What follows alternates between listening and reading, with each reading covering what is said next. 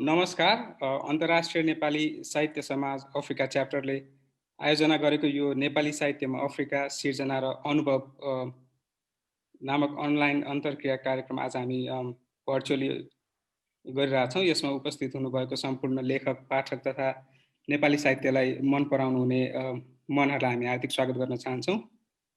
म दुर्गा विनय, आजको कार्यक्रमको मोडरेटर र अनेसासा अफ्रिका च्याप्टरको महासचिव। सम्भवतः यो अनेसासाकै इतिहासमा हामीले चाहिँ महादेशीय च्याप्टरको स्थापना गर्न सफल भयौँ केही हप्तामा।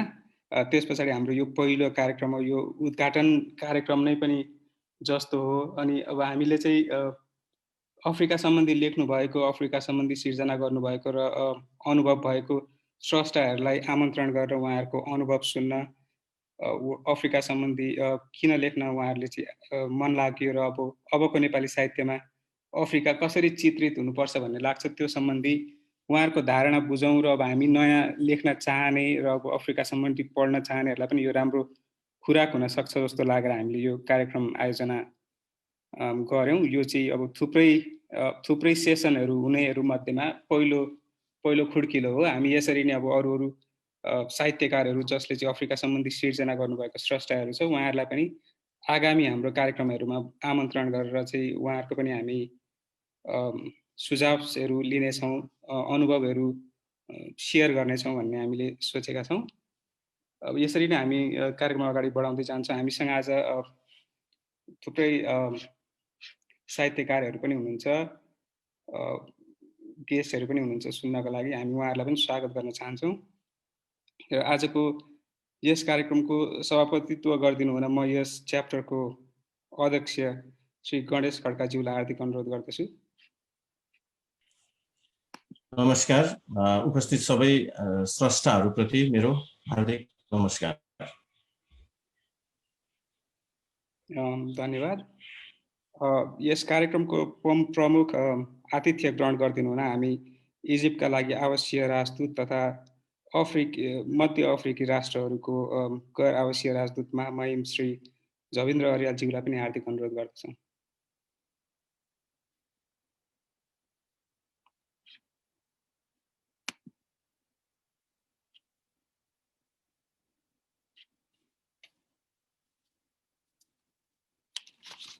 महामहिमज्यूको म्युट छ कि क्या हो? हजुर, म्युट रहेछ।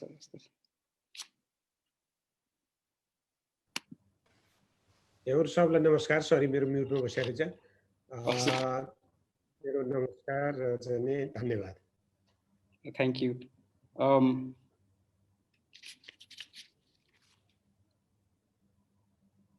यसरी नै अब अगाडि बढाउँ कार्यक्रमलाई। यहाँ हामी स्वागत मन्तव्य एवं कार्यक्रमको उद्देश्यमाथि प्रकाश पारिदिनु हुन हामी यस च्याप्टरको सल्लाहकार श्री हिक्मत थापाज्यूलाई हार्दिक अनुरोध गर्दछु।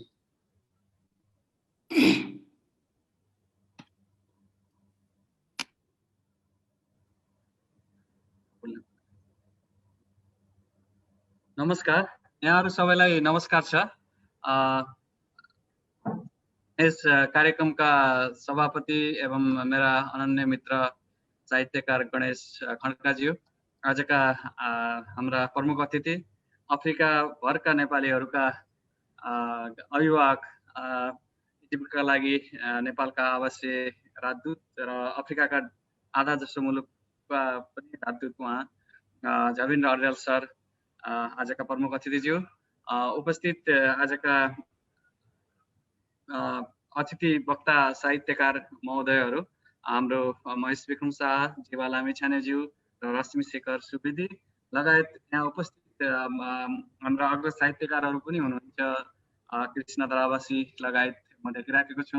उहाँहरू सबैलाई र अन्तर्राष्ट्रिय नेपाली साहित्य समाजका अध्यक्ष प्रकाश पौडेल लगायत सबै महानुभावहरूलाई म आजको कार्यक्रममा स्वागत गर्दछौँ। अफ्रिकामा थोरै नेपाली छौँ र थोरै नेपालीमा पनि तर थोरै नेपालीमा पनि धेरै देशमा हामी फैलिएका छौँ। हामी जसरी हामी फैलिराखेका छौँ त्यसरी हाम्रो भाषा, संस्कृति, साहित्य, कला सबै थोर बहुत फैलिराखेको छ र साहित्यिक रूपमा थोरै लेख्ने अथवा लेखिरहेका नेपालीहरू भए पनि तर साहित्यलाई माया गर्ने, अभिरुचि राख्ने, नेपाली साहित्य संस्कृति कलालाई प्रेम गर्ने यहाँ थुप्रै नेपालीहरू हुनुहुन्छ। र बेला बखत अफ्रिका कस्तो महादेश हो भने यहाँ स्थायी रूपमा अर्थात् धेरै समय बस्ने भन्दा पनि फाटफुट्ट 2-4 महिना, 6 महिना, 1 वर्षलाई आउने नेपालीहरू थुप्रै छन्। शान्ति मिसन, संयुक्त राष्ट्रसङ्घको शान्ति मिसनमा वर्षेनी हजारौँ सयौँ नेपाली सुरक्षाकर्मीहरू आउनुहुन्छ। युएनका अन्य कार्यक्रमहरूमा पनि थुप्रै नेपालीहरू जाने आउने क्रम चलिरहन्छ अफ्रिकामा। र यसरी यहाँ आउँदाखेरि थुप्रैले नेपाली साहित्यमा अफ्रिकाको बारेमा कलम चलाउनु भयो।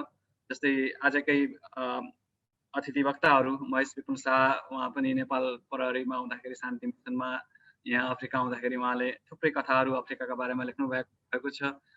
अफ्रिकन अमिगो भन्ने त एउटा कथा सङ्ग्रह छुट्टै छ, त्यसमा माथि उहाँका थुप्रै अन्य कथा सङ्ग्रहमा पनि अफ्रिकाका कथाहरू भेटिन्छन्। त्यस्तै रश्मिशेखर सुवेदीजीले दक्षिण अफ्रिकामा रहँदाखेरि यात्रा उपन्यासै नै लेख्नु भएको रहेछ। अनि जीवा लामिछानेज्यू अफ्रिकामा थुप्रैचोटि भ्रमणमा आउनुभयो, गैर आवासीय नेपाली सङ्घका कार्यक्रमहरूमा उहाँ आफ्नो छुट्टीको बेलामा पनि उहाँले आउँदाखेरि पनि थुप्रै यात्राहरू लेख्नु भएको छ, जुन उहाँको योभन्दा अघिल्लो कृतिमा पनि सङ्ग्रहित छ। र अब आउँदै गरेको कृतिमा पनि अफ्रिकाको यात्रा संस्मरणहरू छन् भन्ने मलाई विश्वास छ।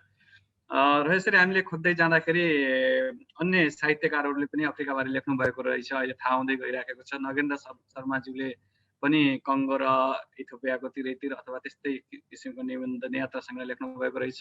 र अन्य थुप्रै पनि हामी अब अफ्रिकामा नेपाली साहित्यमा अफ्रिका समेटिएको छ कि छैन, अथवा समेटिएको छ भने कहाँ कसरी समेटियो, र अफ्रिकालाई लेख्नेहरू, अफ्रिकाका विषयवस्तु, अफ्रिकाको जनजीवन अथवा अफ्रिकाको भूगोल संस्कृति बारे लेख्ने को हुनुहुन्छ र के लेख्नु भएको छ, र अफ्रिकामा रहेका अथवा भोलि अफ्रिका आउने जाने गर्नेहरूलाई पनि अफ्रिका आफै एउटा अलग्गै अहिलेसम्मको अलग्गै पहिचान भएको, अलग्गै संस्कृति भएको, अझै पनि धेरै कुराहरू अद्भुत कुराहरू भएको महादेशको रूपमा गनिन्छ, चिनिन्छ। त्यसैले यहाँका थुप्रै कुराहरू जुन नेपालसँग पनि धेरै कुराहरू सम्बन्ध छन्, आदिवासीका कुराहरू, जङ्गलका कुराहरू, संस्कृतिका कुराहरू, यी सबै कुराहरू पनि नेपाली साहित्यमा अटाएर नेपाली साहित्य विश्वव्यापी र एउटा गहन र बनाउने क्रममा अफ्रिकाका विषयवस्तुमाथि लेखेका साहित्यले अझै थप नेपाली साहित्यको भण्डारलाई योगदान दिनेछ भन्ने विश्वास गरेर हामीले यो अनुशासनको च्याप्टर गठनसँगै पहिलो कार्यक्रम के गर्ने भन्दा सल्लाह आउँदाखेरि हामीले अफ्रिकामाथि के लेखेको छ त नेपाली साहित्यमा, नेपाली साहित्यलाई अफ्रिकाले के योगदान गर्यो अथवा राइटरहरू मार्फत के अफ्रिकाको बारेमा छन् त विषयवस्तु, त्यो राइटरहरूलाई हामीले अतिथिको रूपमा यहाँ बहस गराउँ। उहाँहरूले कसरी लेख्नुभयो, किन लेख्नुभयो, लेख्ने विषयहरू के हुन सक्छन्, अझै के छन्, यहाँ जुन बसिरहेका नेपाली साहित्यमा कलम चलाउन कोसिस गर्नेहरू, इच्छुकहरू छन्, उहाँहरूलाई पनि प्रेरणा मिलोस् र संसारलाई अथवा संसारभरि रहेका नेपाली साहित्यका अभिरुचि राख्नेहरूलाई पनि अफ्रिकाको लागि, साहित्यको लागि, नेपाली साहित्यको लागि कसरी उर्वर भूमि हुन सक्छ, कसरी विषयवस्तु पाउन सकिन्छ भन्ने जानकारी मिलोस् भनेर यो पहिलो कार्यक्रम अनुशासनको अफ्रिका च्याप्टरले गर्दैछ। म यहाँहरूलाई सबलाई स्वागत छ। विशेष त राजदूतज्यू, महामहिम राजदूतज्यूले यसरी कार्यक्रम गर्दैछु भन्दाखेरि उहाँले बडा खुसी हुनुभयो। वास्तवमा नेपाल सरकार अथवा राजदूतावासको काम मध्ये नेपाली भाषा संस्कृति अथवा भाषा संस्कृतिको कूटनीति पनि एउटा अङ्ग होला, हुनुपर्छ। र उहाँले यसलाई हामीले बडा खुसी हुनुभयो र गर्नुहोस्, म अवश्य हुन्छु भन्नुभयो, खुसी लाग्यो। त्यसै गरी हामीले अतिथि साहित्यकारहरू जसलाई भन्दाखेरि पनि उहाँहरूले सानो कार्यक्रम, सानो ग्रुपले आयोजना गर्न लागेको, अफ्रिका एक त त्यसै पनि किनारा, सबैले बडा खुसीले एक्सेप्ट गर्नुभयो र अरू हामी निम्तालुहरूलाई जसलाई बोलायौँ सबै आइदिनु भयो। त्यसैले हामी खुसी भएका छौँ। र हामीले अफ्रिकाको विषयवस्तुमाथि यसअघि लेखेका लेखकहरूले किन लेख्नुभयो, कसरी लेख्नुभयो, कहिले लेख्नुभयो, र अझै लेख्ने के उपायहरू हुन सक्छन्, के विषय छन्, राम्रा नराम्रा अथवा के प्रेरणा दिनुहुन्छ, के निर्देशन दिनुहुन्छ, हामी सुन्न आतुर छौँ। यहाँहरूलाई स्वागत गर्दै मलाई मन्तव्य व्यक्त गर्न मौका दिनुभएकोमा अनुशासक अफ्रिकाका अध्यक्ष लगायत सबैलाई हार्दिक आभार व्यक्त गर्दछु। धन्यवाद। धन्यवाद हजुर। हिक्मत सरले भने चाहिँ नेपाली साहित्यमा सायदै कम लेखिएको विषय होला अफ्रिका, र थोरै नै हामीले खोज्दै जाँदा पनि थोरै नै लेखक भेट्यौँ सुरुमा अफ्रिका सम्बन्धी लेख्नु भएको। पछि कार्यक्रम बनाउँदै जाँदा एक दुईजना अरू स्रष्टाहरूसँग पनि हाम्रो लेख्नु भएको रहेछ भन्ने कुरा भयो। उहाँहरूलाई हामी पछि आगामी दिनहरूमा गरिने यस्तै कार्यक्रमहरूमा आमन्त्रण गर्ने योजना गरिरहेछौँ। यसरी नै हामी अब समुद्घाटन एवं शुभकामना मन्तव्य राखिदिनु हुन प्रमुख अतिथि महामहिम राजदूत जबिन्द्र अर्यालज्यूलाई म हार्दिक अनुरोध गर्दछु।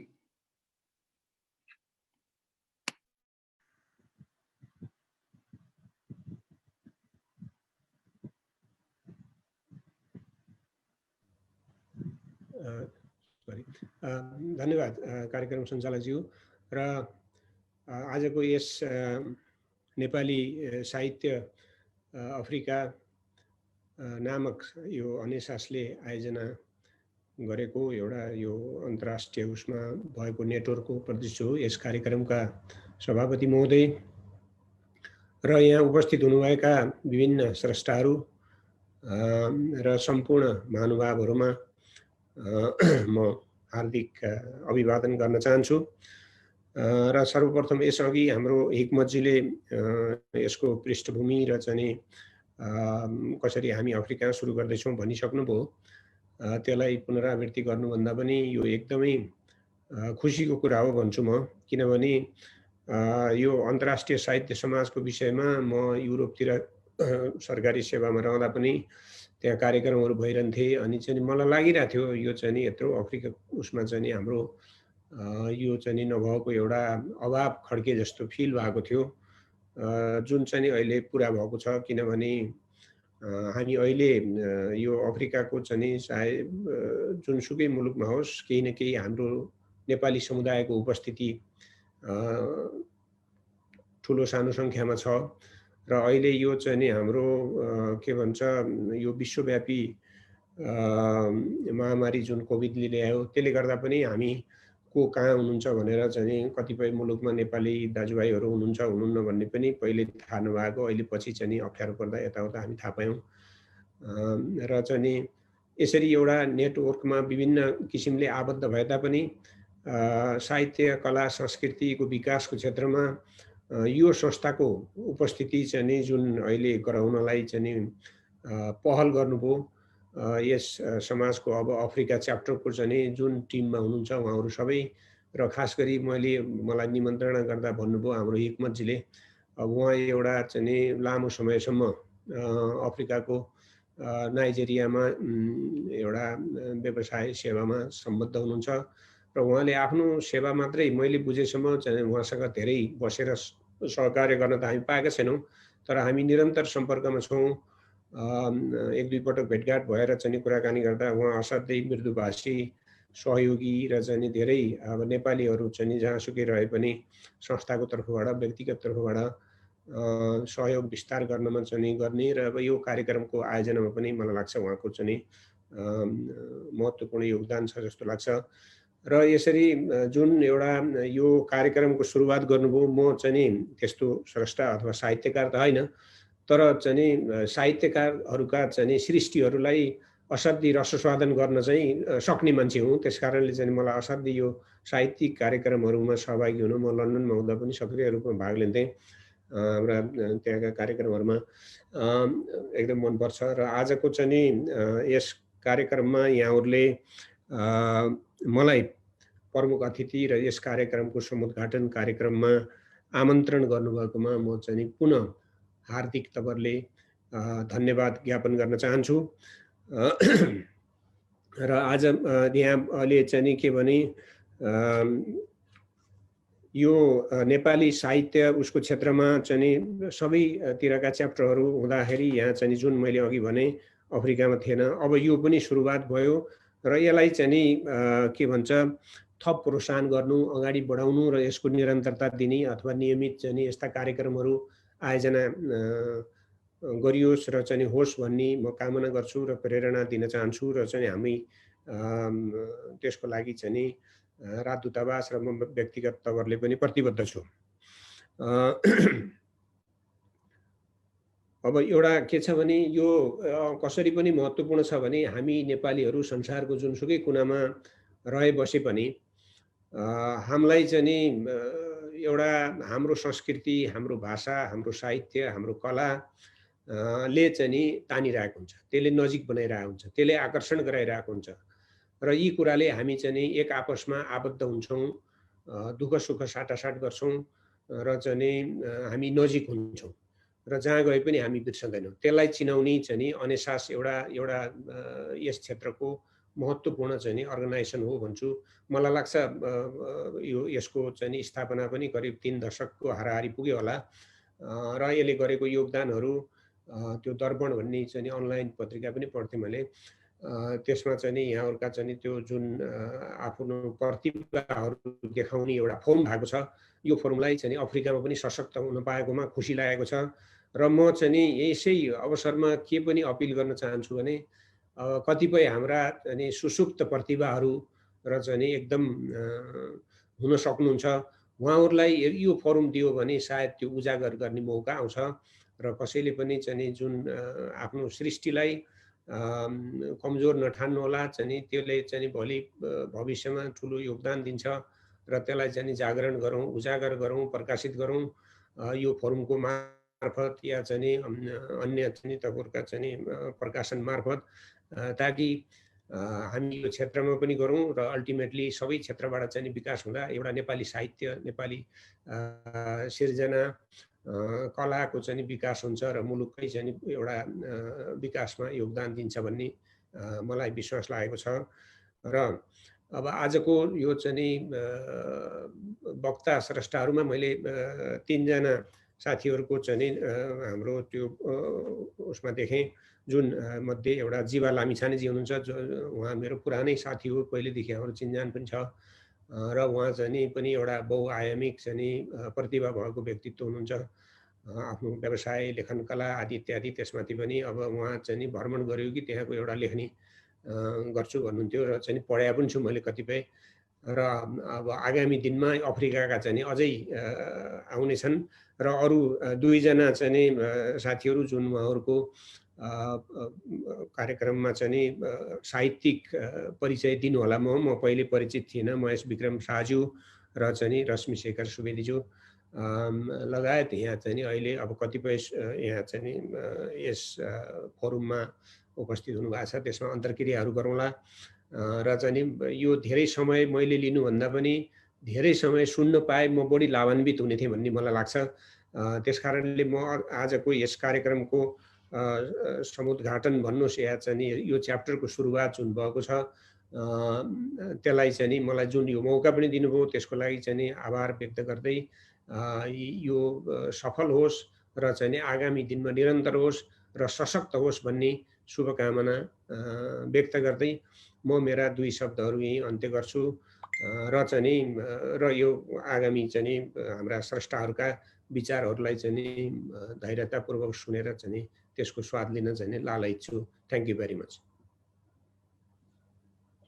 धन्यवाद हजुर। हामी यहाँ देखिरहेछौँ साहित्यका सुप्रसिद्ध साहित्यका कृष्ण धरावासी, धनराज गिरी र केशव सिग्देल पनि जोडिनु भएको छ हामीसँग। उहाँहरूलाई पनि हामी हार्दिक स्वागत गर्न चाहन्छौँ। अरू जस्तो साहित्यकारहरू पनि हुनुहुन्छ, उहाँहरूलाई मेरो पनि चाहिँ नि नमस्कार छ। चितवनबाट मेरो पनि नमस्कार है सबै इष्टमित्रहरूलाई। हजुर नमस्कार। नमस्कार है, नमस्कार। नमस्कार। ल आज रामसँग चलाउमनी हेरिरहेको छु। हस् हजुर। मेरो त सम्धिजीको किताब पढ्छु।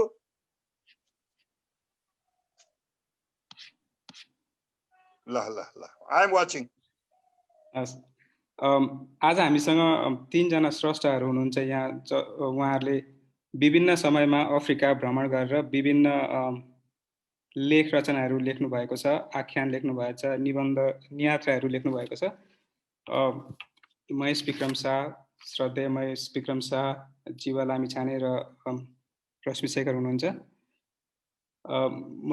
आख्यानकार महेश विक्रम शाह, उहाँको आख्यान कृति अफ्रिकन अमिगो विशेषतः अफ्रिकाकै विभिन्न मुलुकहरूमा भ्रमण गरेर लेख्नु भएको आख्यान कृति हो।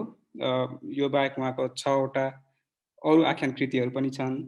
तीमध्ये छापामारको छोराले 2063 सालमा मदन पुरस्कारबाट पुरस्कृत नै भइसकेको छ।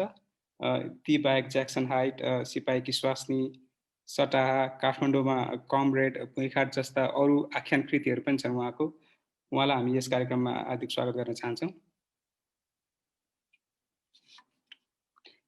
त्यसै गरी हामीसँग हुनुहुन्छ नियात्रा लेखक श्रद्धेय श्री जीवा लामिछाने। उहाँ विभिन्न मुलुक, विभिन्न स्थानहरूमा भ्रमण गरेर त्यही अनुसार उहाँ त्यहाँको कल्चर, त्यहाँको ठाउँ वस्तुस्थिति बुझेर त्यही सम्बन्धी उहाँले नियात्राहरू लेख्नु भएको छ। उहाँको नियात्रा सङ्ग्रह सरस्वती संसारमा इजिप्ट, सेसेल्स, केन्या जस्ता अफ्रिकी मुलुकहरूको बारेमा पनि लेख्नु भएको छ र भर्खरै फेसबुकमा सेयर भएको सूचना अनुसार उहाँको आगामी पुस्तकमा पनि अफ्रिकाका केही मुलुकहरू सम्बन्धी उहाँको रचनाहरू हामी पढ्न पाउँछौँ। उहाँलाई पनि हामी यस कार्यक्रममा स्वागत गर्न चाहन्छौँ। त्यसै गरी हामीसँग हुनुहुन्छ आख्यानकार रश्मिशेखर सुवेदी। सन् 1990s तिर उहाँ साउथ अफ्रिका भ्रमणमा जानुभएको थियो, दक्षिण अफ्रिका। भ्रमण पश्चात उहाँले 2 पुस्तक लेख्नुभयो, गरिबको अर्थशास्त्र, त्यो दक्षिण अफ्रिका र नेपालको माइक्रो फाइनेन्स र प्रोपर्टी रिडक्सन सम्बन्धित तुलनात्मक अध्ययन गरेर लेखिएको गैर आख्यानिक कृति थियो, गरिबको अर्थशास्त्र। त्यस बाहेक उहाँको जोहिना भन्ने यात्रा उपन्यास पनि प्रकाशित छ। हामी तीनैजना स्रष्टाहरूलाई यहाँ हार्दिक स्वागत गर्न चाहन्छौँ।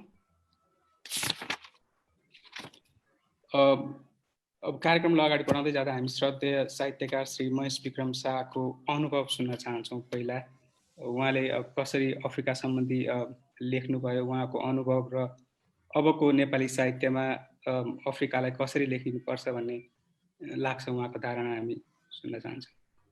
Thank you. सबैलाई मेरो हार्दिक नमस्कार। यस भर्चुअल साहित्यिक कार्यक्रम जुन अन्तर्राष्ट्रिय नेपाली साहित्य समाज अफ्रिका च्याप्टरले आयोजना गरेको हो, सर्वप्रथम त मलाई आजको यस कार्यक्रममा वक्ताको रूपमा आमन्त्रित गर्नुभएकोमा अन्तर्राष्ट्रिय नेपाली साहित्य समाज अफ्रिका च्याप्टरलाई हार्दिक धन्यवाद ज्ञापन गर्न चाहन्छु। यस भर्चुअल कार्यक्रमका प्रमुख अतिथि आदरणीय महामहिम राजदूत ज्यू र अफ्रिका च्याप्टरका अध्यक्षज्यू, पदाधिकारीज्यू र आजको यस कार्यक्रममा जोडिन आउनुभएका सम्पूर्ण साहित्य अनुरागी मित्रहरूमा हार्दिक नमस्कार टक्राउन चाहन्छु। मलाई खुसी लागेको छ कि मलाई पनि अफ्रिका महादेश एउटा लोमहर्षक, चाखलाग्दो, बुझि नसक्नुको, अझै पनि धेरै रहस्यहरू खतल्न बाँकी रहेको महादेश को बारेमा जुन मैले अनुभव गर्न पाएको थिएँ, ती आफ्नो अनुभवहरूलाई यहाँहरू समक्ष प्रस्तुत गर्न पाउँदाखेरि मलाई ज्यादै खुसी लागेको छ। र वास्तवमा नेपाली साहित्यमा अफ्रिका कहाँ छ भनेर खोजी भएको छैन। जुन आज अन्तर्राष्ट्रिय नेपाली साहित्य समाजको अफ्रिका च्याप्टरले त्यो पहल गरेको छ, त्यसको लागि तपाईँहरूलाई धेरै धेरै धन्यवाद। र साहित्यका चाहिँ विभिन्न आयामहरू हुन्छन्। नेपाली साहित्यले एउटा वर्ग विशेष र भूगोल विशेषलाई मात्र समेटेर त्यसको पूर्णता हासिल हुँदैन। साहित्यले सम्पूर्ण मानव जातिलाई चाहिँ समेट्न सक्नुपर्छ र यसमा पनि अहिले नै विश्वमा एउटा विशिष्ट संस्कृति र सभ्यता भएको र मान्छेको जहिले पनि रुचिको विषय बनेको अफ्रिकी महादेश नेपाली साहित्यमा कहाँ छ त भन्ने विषयलाई यहाँले उठान गर्नुभएको छ। यो ज्यादै रोचक सन्दर्भ हो भन्ने मलाई लाग्छ र मलाई खुसी लागेको छ। र भन्नुपर्दाखेरि मैले पहिलो 2050मा म मोजाम्बिक गएको थिएँ।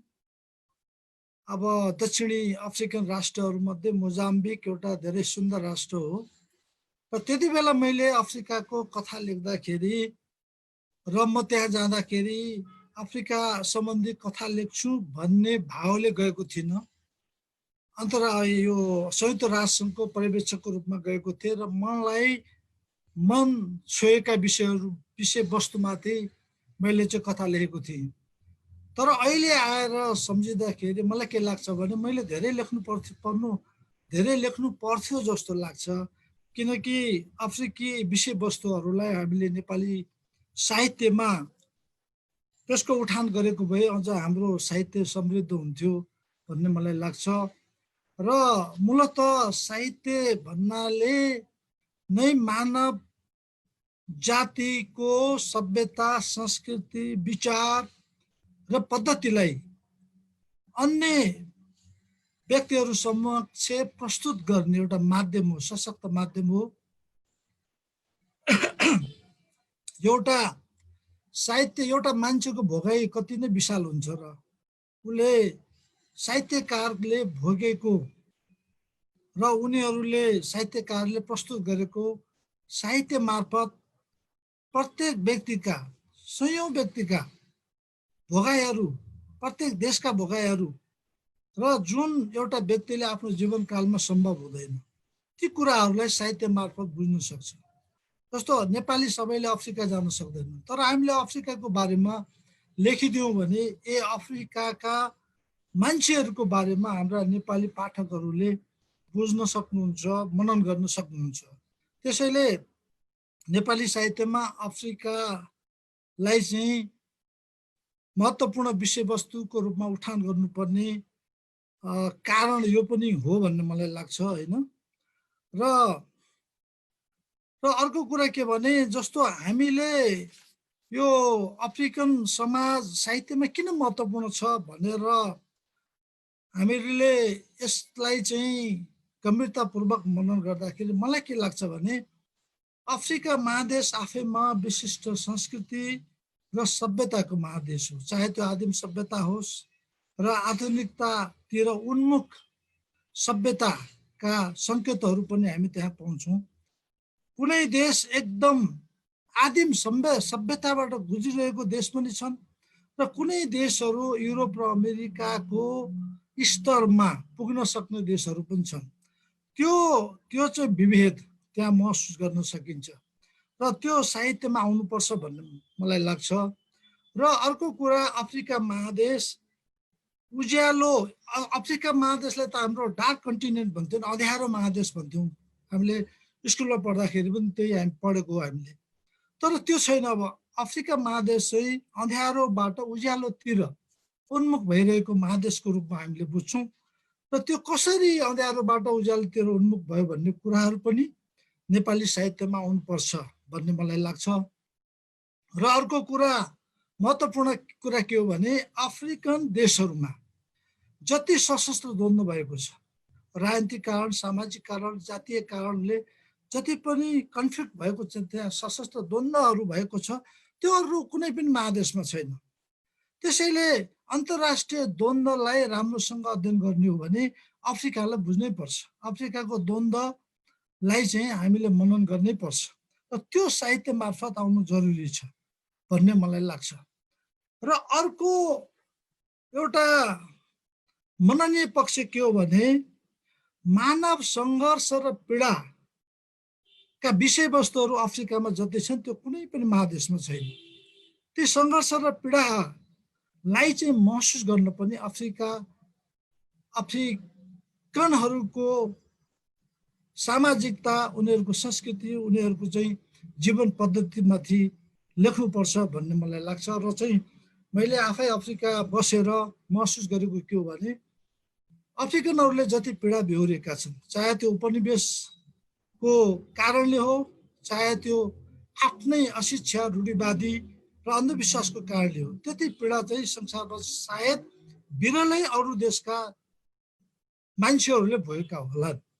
त्यसैले त यी विषयवस्तु हाम्रो नेपाली साहित्यमा आउन सक्यो भने हाम्रो साहित्य अझ समृद्ध बन्छ भन्ने मलाई लाग्छ। र भविष्यमा गएर यस्तो दिन पनि आओस् कि अफ्रिकाको बारेमा चिन्नको लागि कुनै नेपाली लेखकको कृति पढ्न आवश्यक ठहरियोस्। त्यो चाहिँ हाम्रो लागि चाहिँ अत्यन्त गर्वको विषय हुन सक्छ भन्ने मलाई लाग्छ। र अब म आफ्नो लेखनतिर जान्छु र मैले मेरो 7वटा कृतिहरूमा 7वटा कथा कृतिहरूमा चाहिँ अफ्रिका सम्बन्धी कथाहरू, यो सठा मेरो पहिलो सङ्ग्रह सठामा चाहिँ 2टा कथाहरू छ। एउटा प्रिटोरियाको चिसो रात र नाइट क्लब। अफ्रिकन अमिगोमा पनि 2टा अफ्रिका सम्बन्धी कथाहरू छ, एउटा अफ्रिकन अमिगो र अर्को मृग तृष्णा। र काठमाडौँमा कामरेडमा एउटा कथा छ मापुतो कि मेरी। छापामारको छोरोमा चाहिँ मिसन इन नेपाल, नाम मिसन इन नेपाल छ, त्यसमा अफ्रिकन विषयवस्तुहरू यसमा छ। र त्यसपछि उसमा चाहिँ मिसन डार्फुर भनेर भुइँखाटमा एउटा कथा छ।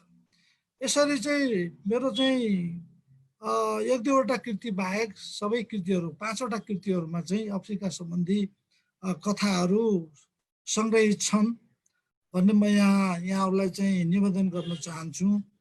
र मैले चाहिँ 2050 सालदेखि अफ्रिकाको बारेमा लेख्न सुरु गरेको हुँ। 2050 सालमा म नेपाल प्रहरीको प्रहरी निरीक्षक थिएँ।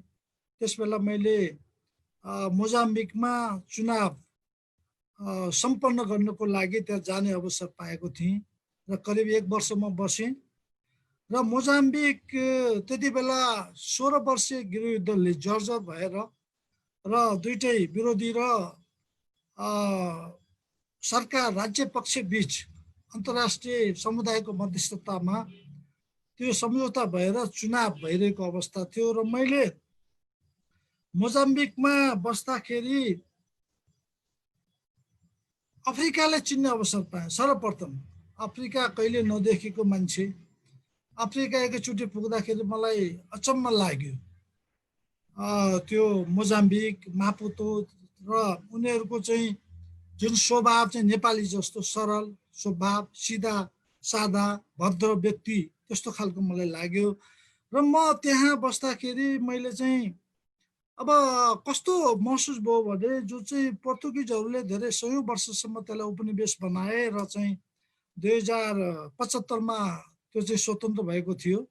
र पोर्तुगिजहरूले राम्रा कुरा होइन, आफ्नो गलत संस्कृतिहरू सिकाएर गएको, जसले गर्दाखेरि त्यो समाज गलत संस्कृतिले गर्दा सामाजिक विखण्डन, पारिवारिक विखण्डको तिर उन्मुख भइरहेको त्यस्तो मैले देखेको थियो। ती कुराहरूलाई मैले चाहिँ आफ्नो यो कथामा चाहिँ समावेश गरेको छु।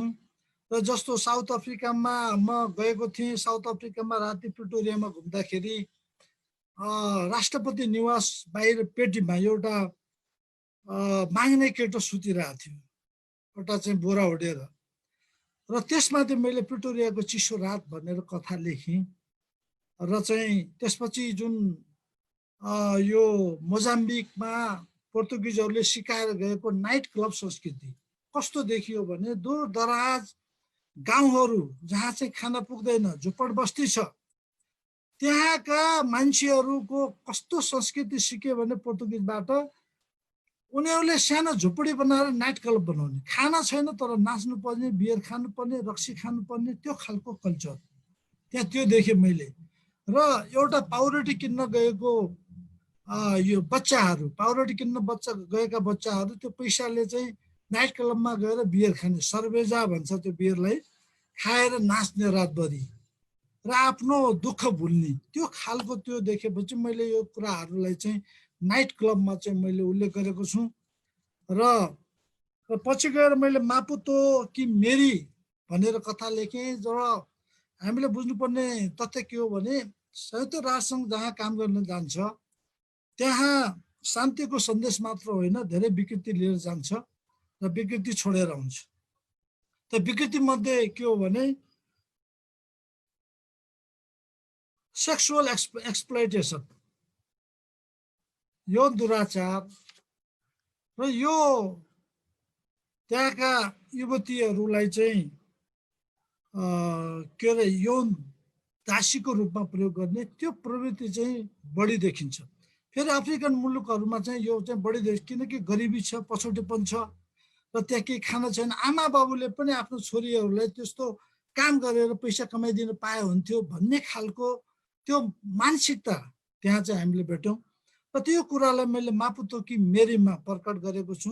र यहाँ म के निवेदन गर्न चाहन्छु भने जस्तो त्यहाँ पत्रिकाले लेखेको थियो लास्टमा युएन मिसन सिद्धिएर युएनका चाहिँ सदस्यहरू आफ्नो घर फर्किँदाखेरि उनीहरूलाई पुर्याउन आएका थिए उनीहरूका केटी साथीहरू, महिलाहरू, र सबैको चाहिँ उनीहरूले गर्भाधान भएको, सबैको चाहिँ गर्भ बोकेका, र त्यो गर्भको चाहिँ जिम्मेवारी कसले लिने, त्यो ठुलो समस्या त्यो देखिएको थियो त्यति बेला।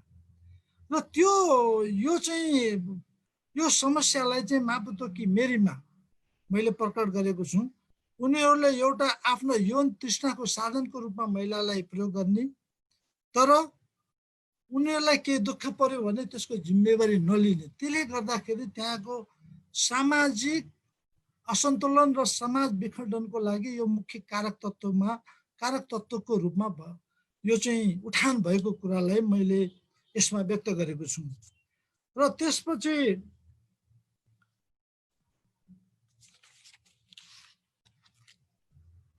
र अन्य कथाहरूमा मृग तृष्णा र अफ्रिकन अमिगोमा दुईटा कथाहरू छ, एउटा अफ्रिकन अमिगो र मृग तृष्णा। अफ्रिकन अमिगो पनि त्यस्तै सामाजिक विखण्डनबाट एउटा पीडित एउटा पात्र हो। अमिगो भन्नाले साथी, अफ्रिकन साथी भनेको यो पोर्तुगिज शब्द हो। र उसलाई पनि मैले त्यही मोजाम्बिकमै भेटेको। उसलाई कस्तो भने उसको सौतेलो बाबु छ, बाबुले चाहिँ पिट्छ, खानेकुरा केही पनि छैन। पछि गएर आमा पनि अर्कोसँग पहिले जान्छ र चाहिँ ऊ मजदुरको रूपमा काम गर्न विवश हुन्छ। यो केटाको चाहिँ के अरे जुन चाहिँ कथा व्यथा हो मैले चाहिँ यहाँ देखेँ के अरे आफ्नो कथा मार्फत प्रस्तुत गरेको छु। र यस्ता केटाहरू थुप्रै हजारौँ होइन लाखौँ सङ्ख्यामा केटाहरू थिए, आमा बाबु नभएका, बेसहारा, आमाले चाहिँ छोरोको बाबुको ठेकान नभएका यस्ता थुप्रै बच्चाहरू, बालकहरू, बालिकाहरू जुन मैले देखेँ आफ्नो आँखाले। र तिनीहरूको चाहिँ दुःखलाई चाहिँ एउटा अफ्रिकन अमिगो प्रतीक पात्रको रूपमा मैले यो कथामा व्यक्त गरेको छु। र अर्को कथा छ मृग तृष्णा, अफ्रिकन अमिगोमै छ यो कथा। र त्यहाँ एउटा समाजमा एउटा के संस्कार रहेछ भने एउटा संस्कृतिको रूपमा विकास भएको कुरा हो। के भने जस्तो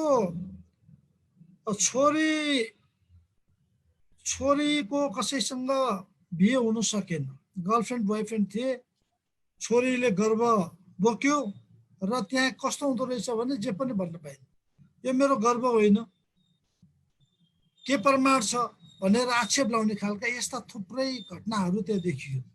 र त्यसो भएपछि अनि छोरीलाई आमाले बाबुले स्याहार्नु पर्ने, उसको बच्चा जन्मिने।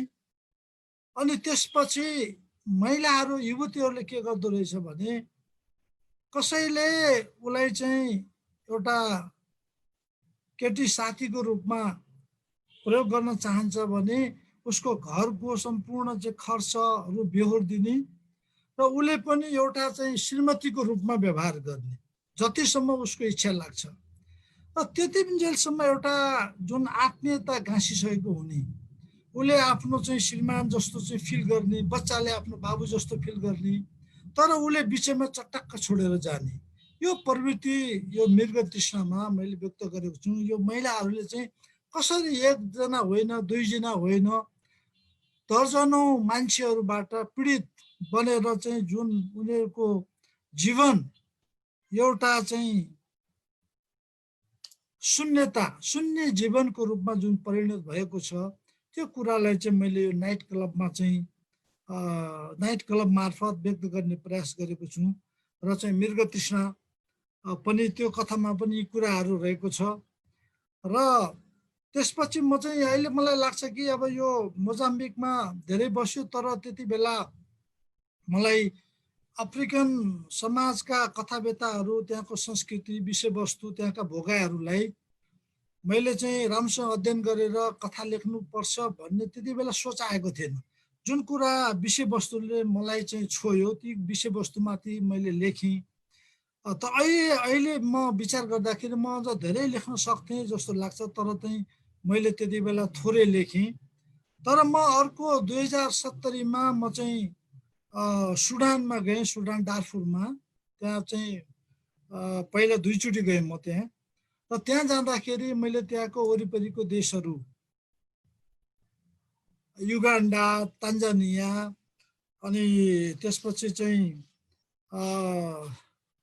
अनि यो नाम अहिले मलाई याद आयो, ती देशहरू घुमेँ। र त्यहाँ मैले चाहिँ यो केही कथा त लेखेँ सुडानको सम्बन्धी। तर त्यो सुडान कस्तो देश थियो भने सुडानमा डार्फुरमा मिसन थियो र कुनै पनि व्यक्तिले सुडान डार्फुर जानको लागि सुडानको मात्र भिजा लिएर हुँदैन थियो, उसले 2टा भिजा चाहिन्थ्यो। एउटा सुडानको, सुडान पुगिसकेपछि डार्फुर जान फेरि भिजा लिनुपर्ने, 2 पटक भिजा लिनुपर्ने त्यो अवस्था थियो त्यहाँ। र सुडानका धेरै संस्मरणहरू, धेरै कुराहरू मेरो दिमागमा छन्। र सुडान सम्बन्धी मैले धेरै कथा किन लेखिनँ भने सुडानको बारेमा म उपन्यासको खाका कोरिरहेको छु। सुडानको विद्रोहको त्यो जुन अन्तर्राष्ट्रिय द्वन्द्व छ त्यसको बारेमा म उपन्यास तयार गरौँ भनेर म लागिरहेको छु। त्यसैले त्यसमा मैले धेरै कथाहरू लेखिनँ। र सुडानको द्वन्द्व पनि यति भयानक थियो कि अब त्यो कल्पना गर्न पनि सकिँदैन है। लाखौँ मान्छे मरेका छन्, आन्तरिक रूपमा विस्थापित छन्। तिनका पीडाहरू एउटा कथामा समेट्न नसक्ने हुनाले मैले चाहिँ त्यसलाई चाहिँ ती कुराहरूलाई उपन्यासको रूपमा नै ल्याउँ भनेर मैले सोच बनाएको छु, खाका तयार गरेको छु। र म चाहिँ यहाँ निवेदन गर्न चाहन्छु करिब 2 वर्षभित्रमा म त्यो उपन्यास ल्याउनेछु। र यसको साथै मैले मोजाम्बिक र सुडान मिसनमा गएको बेलामा मैले south Africa, Zambia, Zimbabwe, Malawi, Botswana यी कन्ट्रीहरू पनि घुमेँ। र त्यहाँ अफ्रिकन समाजलाई एकदम नजिकबाट निहाल्न पाएँ मैले। र धेरै यस्तो समाजहरू द्वन्द्वले गर्दाखेरि विखण्डित भएको मान्छेहरू बेसहारा भएका, त्यो खान नपुग्ने, एउटा पाउरोटीको भरमा जीवन बाँच्ने त्यो खालको देखियो। तर त्यसो हुँदा हुँदै पनि त्यहाँ चाहिँ प्राकृतिक स्रोतको चाहिँ अपार सम्भावना पनि छन्। त्यहाँ नाइल नदी, जम्बेजी नदी जस्ता चाहिँ नदीहरूले त्यहाँको चाहिँ सौन्दर्य र चाहिँ वैभवलाई बढाएको पनि हामीले देख्यौँ। र यी कुराहरूले गर्दाखेरि अब यहाँ अफ्रिकामा जो साथीहरू काम गरिराख्नु भएको छ, मलाई आशा छ यहाँहरूबाट पनि अफ्रिकाको समाज र त्यहाँको चाहिँ जीवन पद्धतिको सम्बन्धमा चाहिँ यहाँहरूबाट राम्रा राम्रा रचनाहरू, साहित्यिक रचनाहरू आउने छन् भन्ने मलाई लाग्छ। र यसको साथै मैले जति घुमेँ त्यो संस्मरण पनि, अफ्रिकाको संस्मरण पनि मैले लेखेको थिएँ। र अझै पनि धेरै संस्मरणहरू आउनु बाँकी छ। र अफ्रिका आफैमा एउटा कौतूहलमय महादेश, त्यहाँका समाज, लुकेका समाजहरू यति छन् जो चाहिँ बाहिर आएको छैन। ती कुराहरूलाई अझ आउनु बाँकी छ, जसलाई मौका पर्छ हामीले ल्याउनु पर्छ भन्ने मलाई लाग्छ।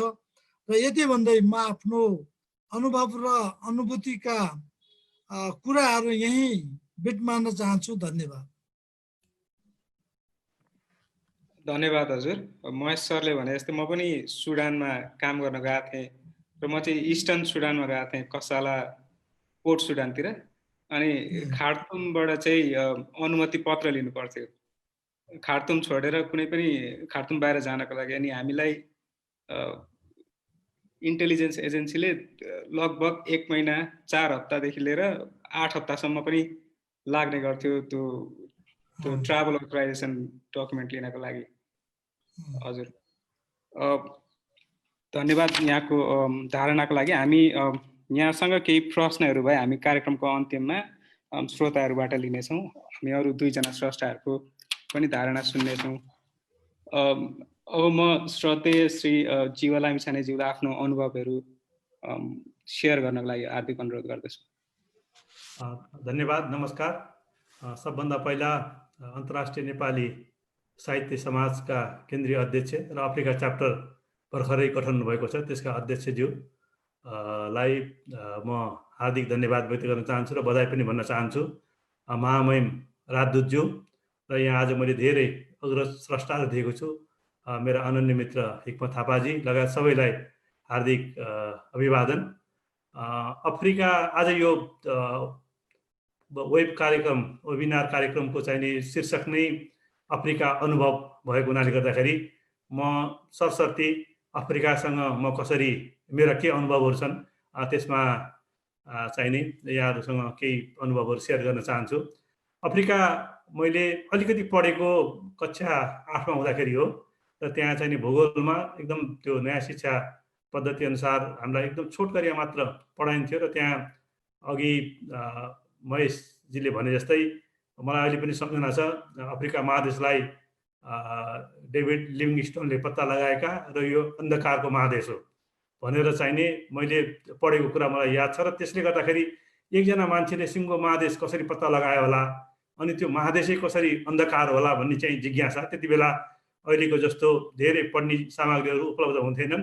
त्यो जिज्ञासा मलाई सधैँ भइरह्यो र पछि 1986 मा म सोभियत सङ्घमा अध्ययन गर्न भनेर गएँ र सोभियत सङ्घले एसिया, अफ्रिका, ल्याटिन अमेरिका लगायतका देशहरूलाई दक्ष जनशक्ति उत्पादनमा धेरै ठुलो सहयोग उपलब्ध गराउँथ्यो र उनीहरू विशेष गरेर यो विकासोन्मुख देशहरू त्यसमा पनि अफ्रिका महादेशलाई सोभियत नागरिकहरूको हेर्ने दृष्टिकोण अलिकति फरक थियो। फरक यो अर्थमा कि उनीहरू विशेष सिम्प्याथी राख्थे, त्यो किनभनेदेखि पश्चिमी मुलुकहरू जस्तो उनीहरू यो कोलोनियल रेसमा रुस पनि र सोभियत सङ्घ पनि कहिले पनि लागेन र उनीहरूको के थियो भनेदेखि भित्रदेखि नै सोभियत नागरिकहरूको अफ्रिकी जनताहरूलाई पश्चिमी मुलुकका देशहरूले शोषण गरेका छन्, दमन गरे, 100 वर्षसम्म दासी बनाए, जन्जिर सिखले चाहिँ बाँधेर लगे भनेर चाहिँ यसरी उनीहरूप्रति अलिक एक किसिमको सहानुभूति सोभियत नागरिकहरू थियो र अनि त्यहाँ धेरै अफ्रिकाका प्राय सबै देशहरूबाट एक दुईवटा अपवाद बाहेक सबै देशबाट चाहिने हामी जस्तै छात्रवृत्ति पाएर विदेशी विद्यार्थीहरू पढ्न आउँथे र मसँग हामी युनिभर्सिटीमा पढ्दाखेरि धेरै अफ्रिकन साथीहरू थिए। त्यसमध्येमा पनि जिम्बाब्वे अनि इथियोपिया, बुर्किना फासो, इजिप्टका साथीहरू त मेरो क्लासमा हामीसँग एउटै ग्रुपमा पढ्थ्यौँ र त्यो मोरक्को लगायतका साथीहरू र अनि एउटा चाहिँ अफ्रिका महादेशको विद्यार्थी उनीहरूको सहयोग सङ्गठन भन्ने थियो र त्यो सङ्गठनमा हुने एक्टिभिटीहरूमा पनि नियमित रूपमा म भाग लिन जान्थेँ र उनीहरूबाट पनि धेरै किस्साहरू सुनिँदै आयो र अफ्रिका मेरो लागि चाहिने अघि मैले भने जस्तै सधैँ एउटा रहस्यको चिज हो। पछि बुझ्दै जाँदाखेरि एउटा महादेश, एउटा सिङ्गो महादेश यो क्षेत्रफलको हिसाबले पनि संसारमा दोस्रो ठुलो महादेश भनिन्छ। त्यहाँ चाहिने दोस्रो ठुलो महादेश अनि संसारको सबभन्दा ठुलो मरुभूमि सहारा मरुभूमि त्यही छ। त्यसै गरेर चाहिने अब कङ्गो रेन फरेस्टहरू संसारमा त्यत्रो ठुलो फरेस्टहरू पनि त्यही छन्। त्यस्तै त्यहाँका चाहिने म चितवनको एउटा राष्ट्रिय निकुञ्जभित्र रहेको गाउँमा जन्मे हुर्केको मान्छे, त्यहाँका जङ्गली जनावरहरू त्यो डिस्कभरी च्यानलहरूदेखि लिएर सबै हेर्दाखेरि चाहिँ छ नि त्यहाँको हरेक चिजले चाहिने आकर्षण गर्ने। अनि यो किलिमिन्जारो पर्वत श्रृङ्खला त्यो अझ त्यसमा पनि के भयो भनेदेखि पछि हाम्रो मानव सभ्यताको विकास कसरी भयो भनेर चाहिँ हामीले पढ्दै जाँदाखेरि हाम्रा पुर्खाहरू पनि अफ्रिकाबाट नै हुन् भन्ने कुरा पनि थाहा पाइयो। भनेपछि यो त म एउटा साइन्सको स्टुडेन्ट भएको हुनाले गर्दाखेरि त्यसले पनि मलाई झन् अझ बढी प्रभावित पर्यो। हाम्रा पुर्खाहरू त्यहीँबाट आएका रहेछन्। पछि हामी कोही अलिकति गोरो, कोही चाहिने गहुँ गोरो किन भयो भनेदेखि जहाँ हामी बस्छौँ त्यहाँको हावापानी अनि त्यसको खानपिन, हाम्रा चाहिने खानपिनहरूले चाहिँ गर्दाखेरि छालाको रङ मात्र बदलिएको रहेछ। हाम्रा सबैका पुर्खाहरू चाहिँ केही हजार वर्ष अगाडि श्याम वर्णका थिए भन्ने कुरा पनि विज्ञानले प्रमाणित गरिसकेपछि यो महादेश मलाई सधैँ घुम्न मन लाग्ने र रहस्यको देश भयो। र म सबभन्दा पहिलोपल्ट चाहिने सन् 2004मा को डिसेम्बर महिनामा यो नयाँ वर्षको छुट्टी मनाउनको लागि भनेर इजिप्टको सिनाई पेनिन्सुला मा रहेको सार्म अल शेख भन्ने यो एउटा बिच सिटीमा गएको थिएँ र त्यहाँ हामी केही दिन बस्यौँ। त्यसपछि इजिप्ट आयौँ अनि त्यसपछि अर्को लुक्सोर भन्ने एउटा ठाउँ छ, त्यो पनि असाध्यै प्राचीन इतिहास भएको ठाउँ हो। त्यहाँ धेरै असङ्ख्य यो पिरामिडहरू छन्। जस्तो गिजामा दुई तीनवटा मात्र पिरामिडहरू छन् भनेदेखि त्यहाँ चाहिने लुक्सोरमा धेरै पिरामिडको सहर भनेर चाहिँ हुँदो रहेछ। त्यसपछि नाइल नदी भइहाल्यो। अफ्रिका त्यसपछि चाहिँ अफ्रिकाको केही देशहरू मैले घुम्ने एनआरएन अभियानको विस्तारको सिलसिलामा अथवा छुट्टी मनाउनको लागि भनेर चाहिँ नि केही देशहरू गएँ। अफ्रिका महादेश अघि मैले भने असाध्यै रहस्यको देश छ, ठुलो देश हो। त्यहाँ 54वटा मुलुकहरू छन् र ती 54वटा मुलुकमा सबै ठाउँमा नपुगे पनि धेरै जसो ठाउँहरू म यात्रा गर्न मलाई असाध्यै मनपर्छ र अफ्रिकाका धेरै देशहरू अझै पनि बाँकी छन्। ल्याटिन अमेरिका देशहरू बाँकी छन् र मलाई कहिलेकाहीँ सोद्धाखेरि मैले भन्ने गर्छु यात्रा मैले गर्न चाहेर पनि समय व्यवस्थापन गर्न सकेको कारणले गर्दाखेरि अझै धेरै जानुपर्ने ठाउँहरू छन्, त्यहाँ जान सकेको छैन। र पछि म जाँदै गएँ र मैले त्यहाँ लेख्नुपर्ने म आजको जुन टपिक छ त्यसैमा प्रवेश गर्छु। किन चाहिने अफ्रिकाको बारेमा लेखिनुपर्छ भन्दा अघि महेशजीले पनि भन्नुभएको छ, अफ्रिका को बारेमा वास्तवमा नेपाली साहित्यमा एकदमै कम लेखिएको छ। तपाईले अमेरिका भयो, अस्ट्रेलिया, बेलायत, युरोपका अरू पनि कतिपय देशहरू, जापानका लगायतका ठाउँहरूमा थुप्रै सिङ्गो कृतिहरू लेखिएका छन्। अनि यात्रा गर्दाखेरि पनि यात्राकारहरूले आफ्नो यात्राका प्रसङ्गहरूलाई समेटेर संस्मरणहरू धेरै लेख्नु भएको छ। तर अफ्रिकाको बारेमा एकदमै कम जानकारी छ नेपाली पाठकहरूमाझ। र त्यहाँको चाहिँ मलाई के लाग्यो भन्नुहुन्छ भनेदेखि म धेरै ठाउँहरूमा पुगेको छु र जस्तो म धेरै गएको ठाउँहरू मध्येमा सिङ्गापुर, युएई लगायत युरोपका कतिपय देशहरू हुन्। त्यहाँको बारेमा चाहिँ ठ्याक्क तपाईँले सम्झन लायक कुरा भन्नुभयो भनेदेखि मैले एकछिन गम खानुपर्छ। तर अफ्रिकाका मुलुकहरू जति पनि ठाउँहरूमा म गएको छु त्यहाँका चाहिँ एउटा हरेक देशमा म धेरै लामो समय पनि बसेको छैन, 5-7 दिन भन्दा बढी कुनै पनि एक ठाउँमा बसिन होला, हप्ता दिन म्याक्सिमम हो। र त्यो 7 दिन बस्दाखेरिका चाहिँ 6-7वटा घटनाहरू ठ्याक्कै मुखमै आउने, स्मरणमा सधैँ ताजा भएर चाहिँ बसिरहेका छन्। अहिले 15-20 वर्ष भइसक्दाखेरि पनि हरेक देशको आफ्नो आफ्नो विशेषता छ। त्यहाँको चाहिँ घटनाहरू, त्यहाँका मानिसको रहन सहन, अनि आफूले कल्पनै नगरेका चिजहरू, सोच्दै नसोचेका कुराहरूसँग आफ्नो भोगाइहरू, ती कुराहरू चट्ट सम्झनामा आइहाल्छन्। त्यो कारणले गर्दाखेरि त्यो वास्तवमा नै एउटा रहस्यको महादेश हो र त्यसको बारेमा धेरै कुराहरू लेखिनुपर्छ भन्ने मलाई लाग्छ। र म अब अलिकति मेरो यो म वास्तवमा अरू विधामा भन्दा म आफू चाहिँ घुमेको ठाउँहरू, त्यहाँको भूगोल, त्यहाँको राजनीति, अनि त्यहाँका मानिसहरूको बसाइ, रहन सहन लगायत, अनि त्यसमा आफूले घुम्दाखेरि गरेका केही अनुभूतिहरू मात्र यात्रामा समेट्ने गर्छु। र त्यसै सम्बन्धीमा मैले पहिलो मेरो देश देशावर 2016 पब्लिस भएको थियो। र त्यसमा 3वटा ठाउँहरूको बारेमा, मैले घुमेको 3वटा ठाउँहरूको बारेमा चाहिने मैले यात्रा सानो एउटा संस्मरणहरू लेखेको थिएँ। त्यसमा जस्तो इजिप्टको पहिलो भ्रमण गर्दाखेरि क्लियोपेट्रा र पिरामिडको देशमा भन्ने एउटा च्याप्टर छ यो सरस्वती संसारमा। त्यसै गरेर मसाई मारा जनावरको साम्राज्य, मसाई मारा केन्या को बारेमा, मसाई माराको त्यो जुन जङ्गल सफारी छ त्यसको बारेमा मैले डिस्कभरी च्यानल अनि एनिमल प्लानेटहरूमा धेरैचोटि हेरेको थिएँ। र त्यो हेर्दाखेरि चाहिँ बडो असाध्यै विचित्र लाग्थ्यो। र म केन्याको नैरोबीमा पुगेपछि सिधै त्यहाँ एयरपोर्टबाट सिधै नै म मेरो पत्नीसँग गएको थिएँ। र हामी सिधै त्यहाँबाट चाहिँ गाडी लिएर उसमा गयौँ मसाई मारा। त्यो निकै टाढै छ, त्यो 200 किलोमिटरभन्दा पर पर्ने रहेछ त्यो जङ्गल। र जङ्गलको बिचमै बस्यौँ हामी 1 हप्तासम्म। पछि फर्केर आउँदाखेरि साथीहरूसँग एक रात मात्र हामी नैरोबीमा एनआरएन गैर-आवासीय नेपाली सङ्घको साथीहरूसँग भेटघाट गऱ्यौँ। त्यहाँ आज भट्टजी हुनुहुन्छ, मैले त्यतिखेर उहाँलाई पहिलोपल्ट नैरोबीमा भेटेको हो। त्यहाँ सुनिल कार्की हुनुहुन्थ्यो। र जस्तो मसाई माराको कुरा गर्नुहुन्छ भनेदेखि त्यहाँको मसाई ट्राइब, ती जातिहरूको बारेमा पनि मैले डकुमेन्ट्री फिल्म हेरेको थिएँ। जनावरहरूको त मैले त्यो शीर्षक नै त्यो उसमा जनावरको साम्राज्य भनेर राखेको थिएँ। र त्यो यति धेरै जनावरहरू कल्पना गर्नु सक्नुहुन्छ। 28वटा मैले गने, 28वटा सिंहहरू एकै ठाउँमा बसिरहेका थिए र त्यो सिंहहरूलाई हामीले 1 मिटरको डिस्टेन्सबाट हेरेका थियौँ। र मलाई अचम्म के लाग्यो भनेदेखि म जङ्गलमै जन्मिएको, जङ्गलकै बिचमा हुर्केको मान्छे, यो हिंस्रक जनावरहरू जसलाई हामी भन्छौँ, बाघ, भालु, बाघ, सिंह, चितुवा लगायत, यिनीहरू चाहिँ नि कुनै पनि नन हिंस्रक चाहिने जनावरलाई देख्ने बित्तिकै उनीहरूले आक्रमण गरिहाल्छन् भन्ने मेरो सोच थियो। तर त्यो सोच चाहिँ नि मैले त्यहाँ देखेर त्यहाँ चाहिँ देख्दा म चकित भएको थिएँ।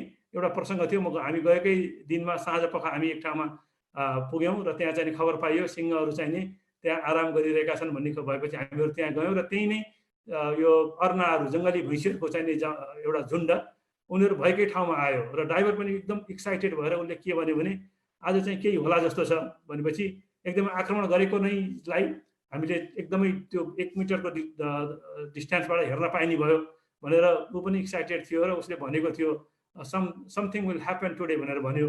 तर त्यहाँ चाहिँ नि सिंह आराम गरिरहेका सिंहहरूमध्ये एउटा सिंहले मुन्टो उठाएर हेऱ्यो अनि जसरी उठाएको थियो एकछिन हेरेर अनि त्यसै गरी ऊ फेरि चाहिँ पल्ट्यो र भैँसीहरू, जङ्गली भैँसीहरू आफ्नै बाटो लागेर सरासर त्यहीँबाट सँगै त्यो 1 मिटरको पनि दूरी थिएन र त्यहीँबाट सरासर हिँड्यो। अनि त्यसबाट चाहिँ उसले ड्राइभरले भनेको, जसै पनि ड्राइभर मैले अहिले पनि सम्झिन्छु, 5 वर्ष अगाडिको कुरा हो र उसले भन्यो के भनेदेखि बडा कत्लाग्दो कुरा भनेको थियो र बाघ, सिंहहरू अहिले आगाएका छन् र उनीहरूले आज भैँसीलाई आक्रमण गरेनन्, मानिस मात्र यस्तो जनावर हो जो कहिले पनि अगाउँदैन भनेर चाहिँ उसले भनेकोबाट ड्राइभरले भनेको कुरा पनि एकदम मर्मस्पर्शी कुरा चाहिँ नि मैले भनेको थिएँ। यस्ता मैले भन्न खोजेँ के भनेदेखि धेरै चाहिने घटना, एउटा संयोगहरू, यो घटनाहरू एकदम सम्झना लायक धेरै कुराहरू छन्। हरेक दिनका एउटा घटनाहरू अहिले चाहिँ नि समय हुने हो भनेदेखि यस्तो म धेरै नै सम्झिरहेको छु भन्न सकिन्छ। त्यसै गरेर अर्को सेसल्समा हामी गएका थियौँ। सेसल्स द्वीपमा पनि छुट्टी मनाउन भनेर गएका थियौँ। त्यो अफ्रिकाको 54वटा देशमध्ये सबभन्दा सानो एउटा देश हो। त्यसको आफ्नै विशेषता छ।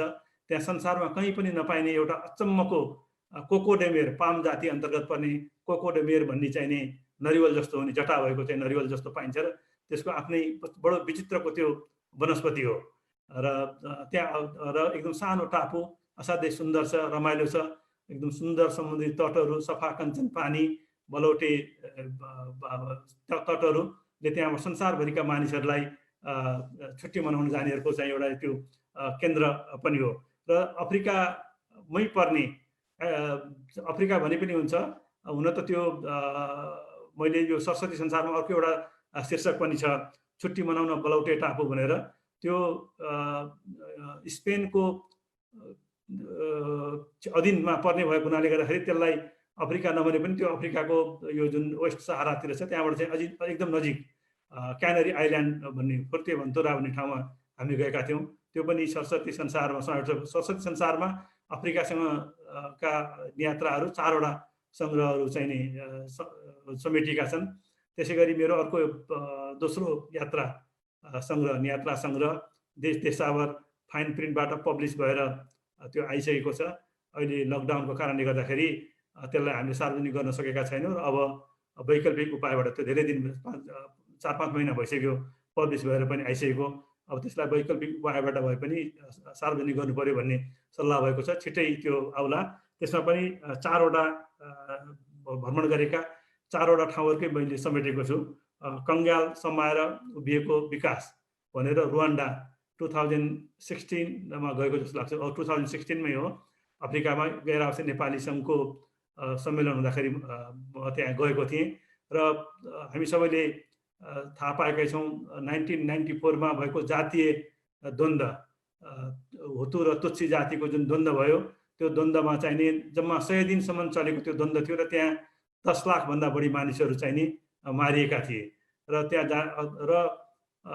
त्यो त एउटा मलाई के लाग्छ भनेदेखि हाम्रो देश पनि 10 वर्ष, झन्डै 10 वर्ष माओवादी द्वन्द्वले आक्रान्त भएको मुलुक हो र त्यो एउटा अचम्मै लाग्दो के छ भनेदेखि आज संसारमा विकास कसरी चाहिँ गर्न सकिन्छ र एउटा चाहिँ द्वन्द्वबाट गुज्रेको देश, करिब कम्प्लिटली विनाश भएको देशलाई छोटो समयमा नै कसरी एउटा समृद्धिको दिशातर्फ अग्रसर गराउन सकिन्छ भन्ने संसारभरिको उदाहरण चाहिँ नि एउटा रुवान्डा हो जस्तो मलाई लाग्छ।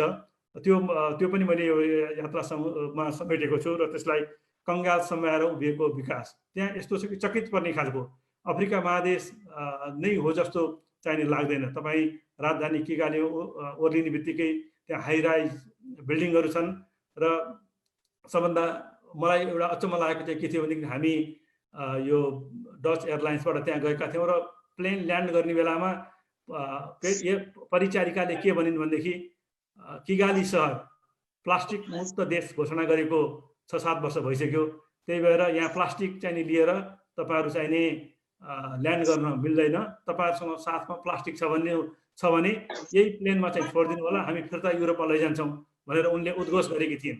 र मलाई चाहिँ के लाग्यो भनेदेखि नि त्यत्रो ठुलो चाहिने घोषणा गरिसकेपछि त्यो 5-6 दिन चाहिँ किगालीमा घुम्दाखेरि कहीँ न कहीँ एउटा प्लास्टिकको चाहिने टुक्रा फेला परिहाल्छ कि भनेर मैले बडो ध्यान दिएर हेरेको थिएँ र फेला परिहाल्यो भनेदेखि किगालीमा प्लास्टिक भेटियो भनेर चाहिँ एउटा फेसबुकमा भए पनि पोस्ट गर्नु पर्ला भनेर चाहिँ रमाइलो प्रसङ्ग जोड्नु भनेर मैले जतिसुकै ध्यान दिएर खोज्दाखेरि पनि प्लास्टिकको टुक्रा भेटिएन। मैले यो भन्न किन खोजेको भनेदेखि नि एकजना मान्छे मात्र, जस्तो अफ्रिकाको रुवान्डाको 94 को जातीय द्वन्द्वपछि त्यहाँ पल कगामेले नेतृत्व गरेको सरकार आयो र एकजना मान्छे मात्रै दृढ इच्छा शक्ति भएको राजनेता हुने हो भनेदेखि कति छोटो समयमा नै द्वन्द्वबाट विनाश भइसकेको देशलाई चाहिँ एउटा ईर्ष्या लाग्ने गरेर विकास गर्न सकिन्छ भन्ने कुराको ज्वलन्त उदाहरण चाहिने रुवान्डा हो।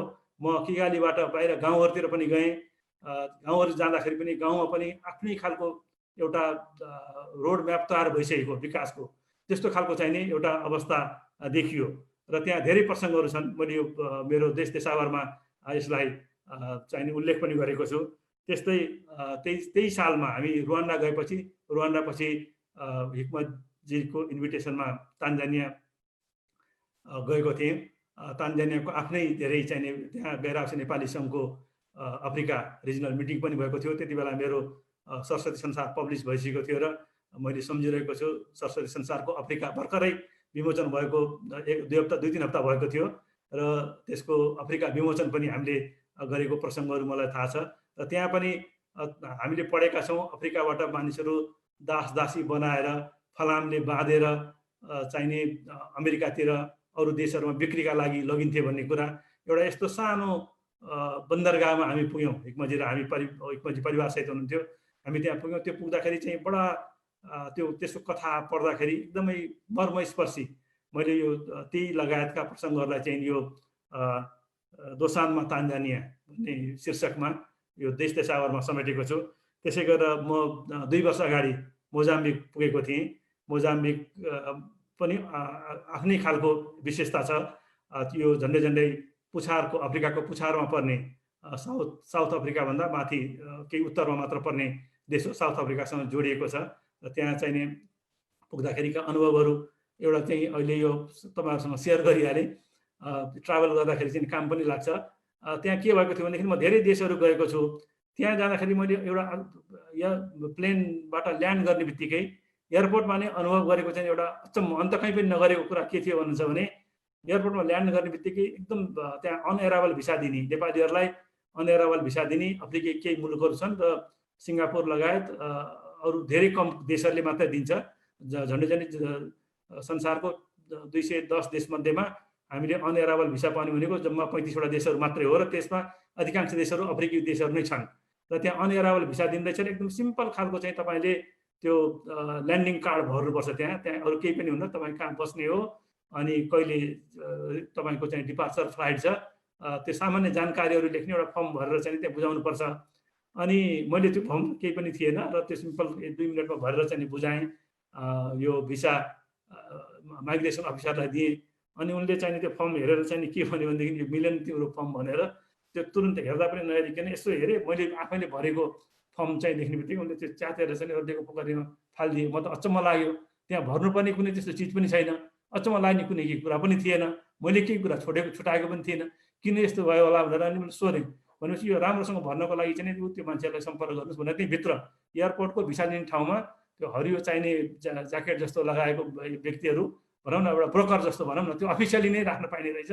र उनीहरूले त्यो फर्म भरिदिए बापत अब हुन त त्यो अफ्रिकी देशमा गरिबी छ, अभाव छ, त्यसको चाहिने सायद उपज पनि होला।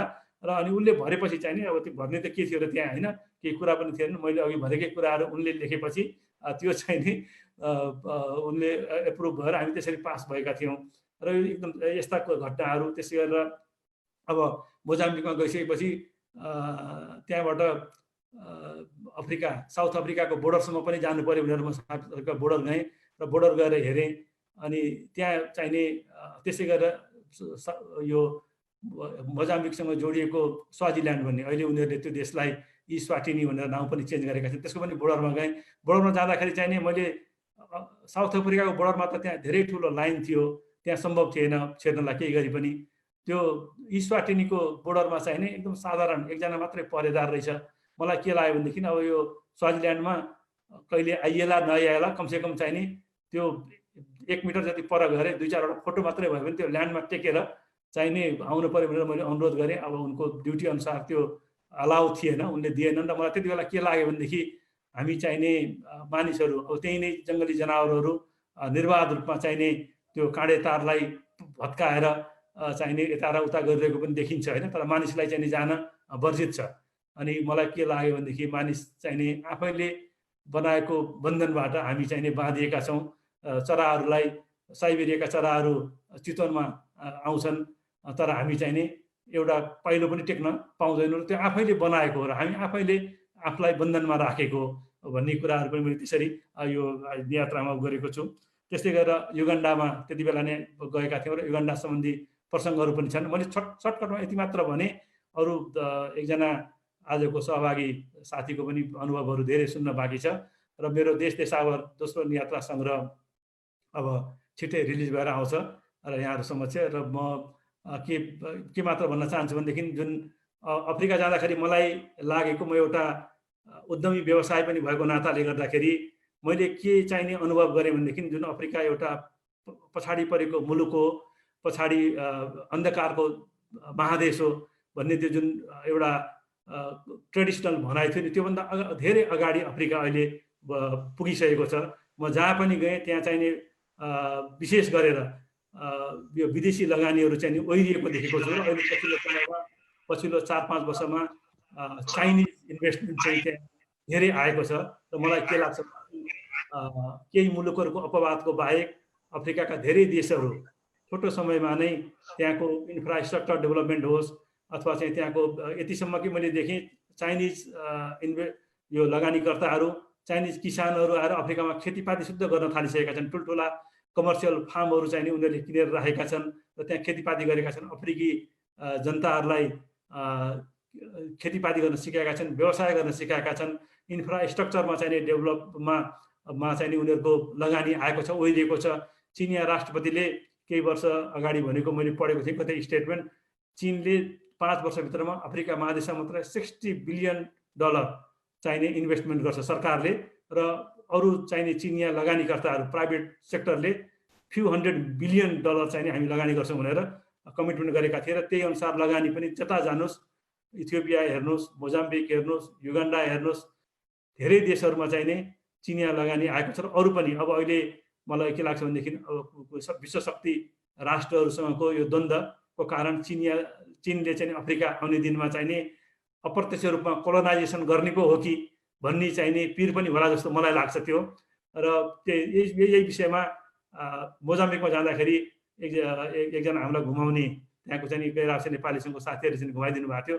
र उहाँले के भन्नु, त्यो लोकल मानिससँग गाइडसँग कुरा हुँदाखेरि उनले के भनेको थिए भनेदेखि मैले यही कुरा उनलाई भनेको थिएँ। र उनले के भन्यो भने, यो हेर्नुहोस्, हामीलाई अघि महेशजीले भने जस्तै 100औं वर्षसम्म चाहिने यो युरोपियन देशहरूले शोषण गरे, हाम्रो चाहिँ यहाँ भएको सबै रिसोर्सहरू उनीहरूले चाहिने लिएर गए।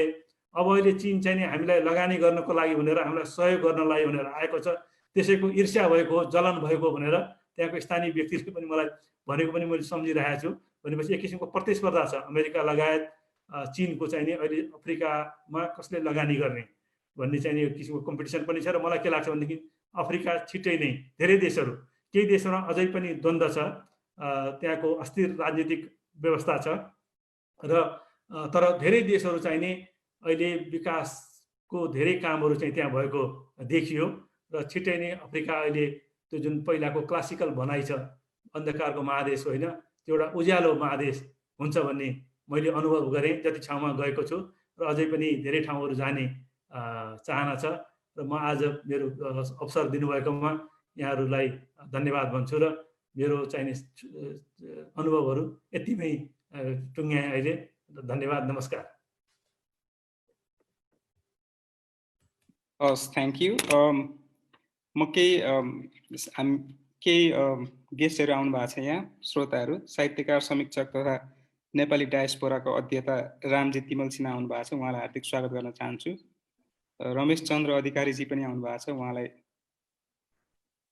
हार्दिक स्वागत गर्न चाहन्छु। र भैरवी बुक हाउसका चन्द्र शिवाकोटी पनि आउनु भएको छ यहाँ, उहाँलाई पनि म स्वागत गर्न चाहन्छु।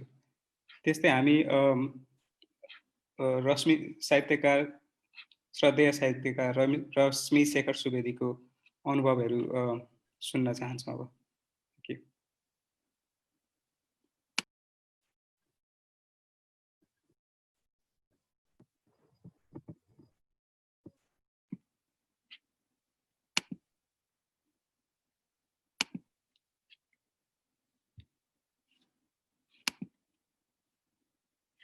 म्युट भयो जस्तो छ।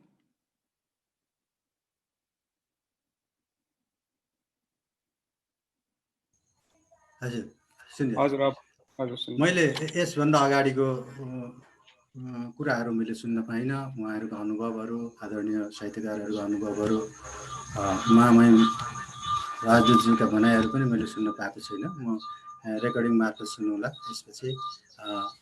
र म आफ्नो लेखनको बारेमा जुन कुराहरू यहाँले कार्यक्रममा तय गर्नुभएको थियो त्यो मलाई प्राप्त भएअनुसार अफ्रिकामा सम्बन्धी के लेख्नु हो र के का लागि लेख्यो, किन अफ्रिका लेख्न आवश्यक ठानियो भन्ने कुराहरू यहाँहरूले गर्नुभएको थियो। म धेरै अगाडि हो 1995 भनेको 2052 सालमा म साउथ अफ्रिका त्यहाँ गएको थिएँ। एउटा प्रोजेक्ट रिस्ट्रक्चरिङको लागि सिलसिलामा म त्यहाँ पुगेँ हुँ।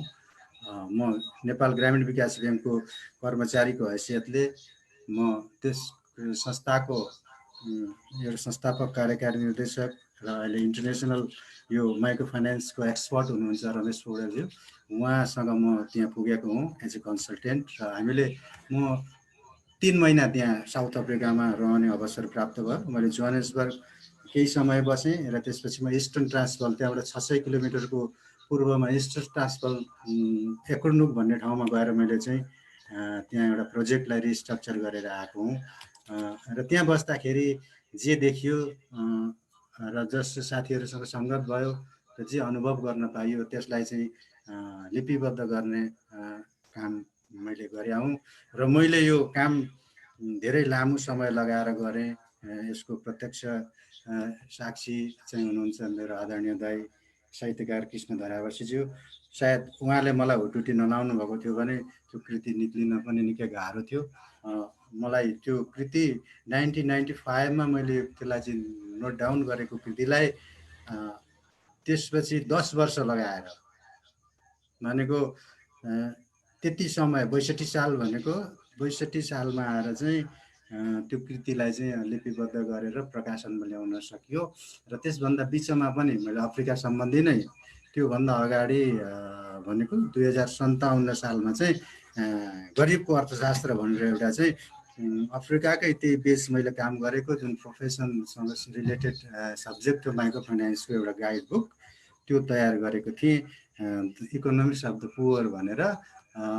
र त्यो दुईटै किताबको अध्ययन गरेर आदरणीय साहित्यकार कृष्ण धरावासीज्यूले त्यसको भूमिका त्यसमा प्रस्तुत गर्नुभएको छ र धेरै सारगर्भित मन्तव्य कुराहरू उहाँले राख्नुभयो। त्यो भूमिकाको पनि एउटा के अर्थ रहेछ भने जब लेखकलाई नजिकबाट जानिन्छ, लेखकको चाहिँ मनोभावहरू, उसको विचारहरू र उसको जुन लेखनमा उसले गरेको जुन चिज सम्प्रेषण छ त्यो सम्प्रेषणीयतालाई जसले बुझिया छ त्यो बुझ्ने मान्छेले लेखेको चाहिँ सही हुँदो रहेछ। मैले कृति लेखेँ भन्दा पनि राम्रो कृष्ण धरावासीजीले त्यसको भूमिकामा लेखिदिनु भएको छ, म आभारी छु।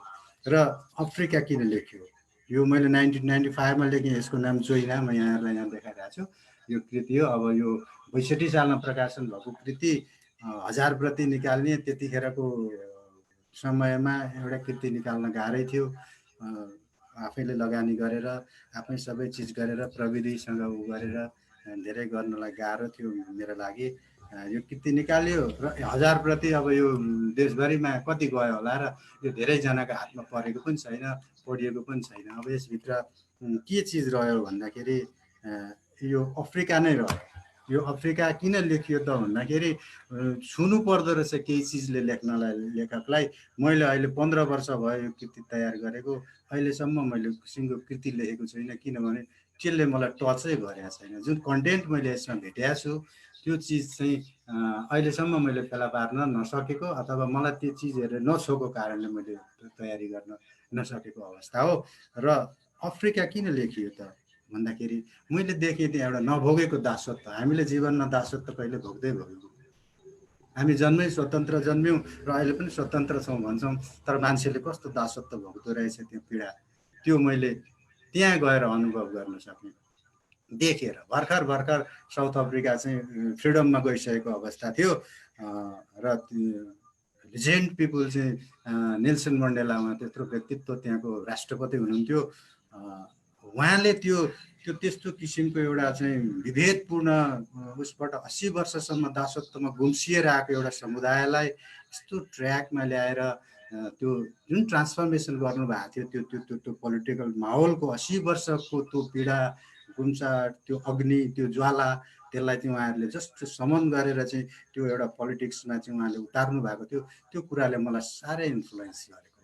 हाम्रोमा खै त्यस्तो नेताहरू भन्ने अहिले पनि मेरो आत्माले खोजिरहन्छ कि 80 वर्षसम्म मान्छे पीडामा बाँचेको छ, त्यहाँ तपाईँको विभेदयुक्त क्रियाकलापहरू छन्। उसले हिँड्ने सडक अलग छ, उसले बस्ने सहर अलग छ, उसले गर्ने क्रियाकलाप अलग छ, अर्कोले गर्ने अलग छ, कानुन अलग अलग छ एउटै देशको नागरिकमा। त्यही पनि बाहिरबाट कहाँबाट आएको कुनै अर्को देशको नागरिकले आएर उसको भूमिलाई उपनिवेश गरिसक्यो, उसको विचारमाथि पनि उपनिवेश गरिसक्यो, उसको धर्म संस्कृतिलाई पनि उपनिवेश गर्यो, उसको अर्थ संसारलाई पनि, सामाजिक सबै संरचनालाई पनि उसले चाहिँ उपनिवेश गरिसकेपछि त्यो मान्छे के हुन्छ? त्यस्तो किसिमको मान्छेहरू त्यहाँ रहेको अवस्थालाई अनि त्यसपछिको विद्रोहमा लागेर त्यहाँको वस्तुस्थितिलाई अध्ययन गरेर 27 वर्ष चाहिँ उहाँलाई जेलमा कारागारमा नेल्सन मण्डेला राखेपछि त्यहाँबाट उहाँ निक्लिएर आएर त ठुलो विद्रोह होला, ठुलो चिज होला भन्दा त झन् उहाँले यस्तो किसिमको शान्ति ल्याइदिनु भयो कि त्यो राष्ट्रमा त्योभन्दा अगाडि कहिले पनि भएको थिएन।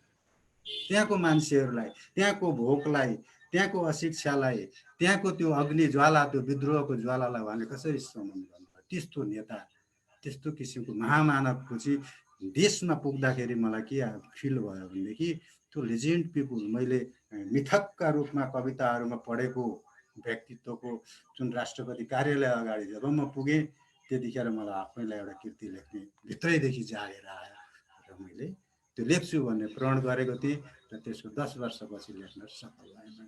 त्यो एउटा कुरा हो।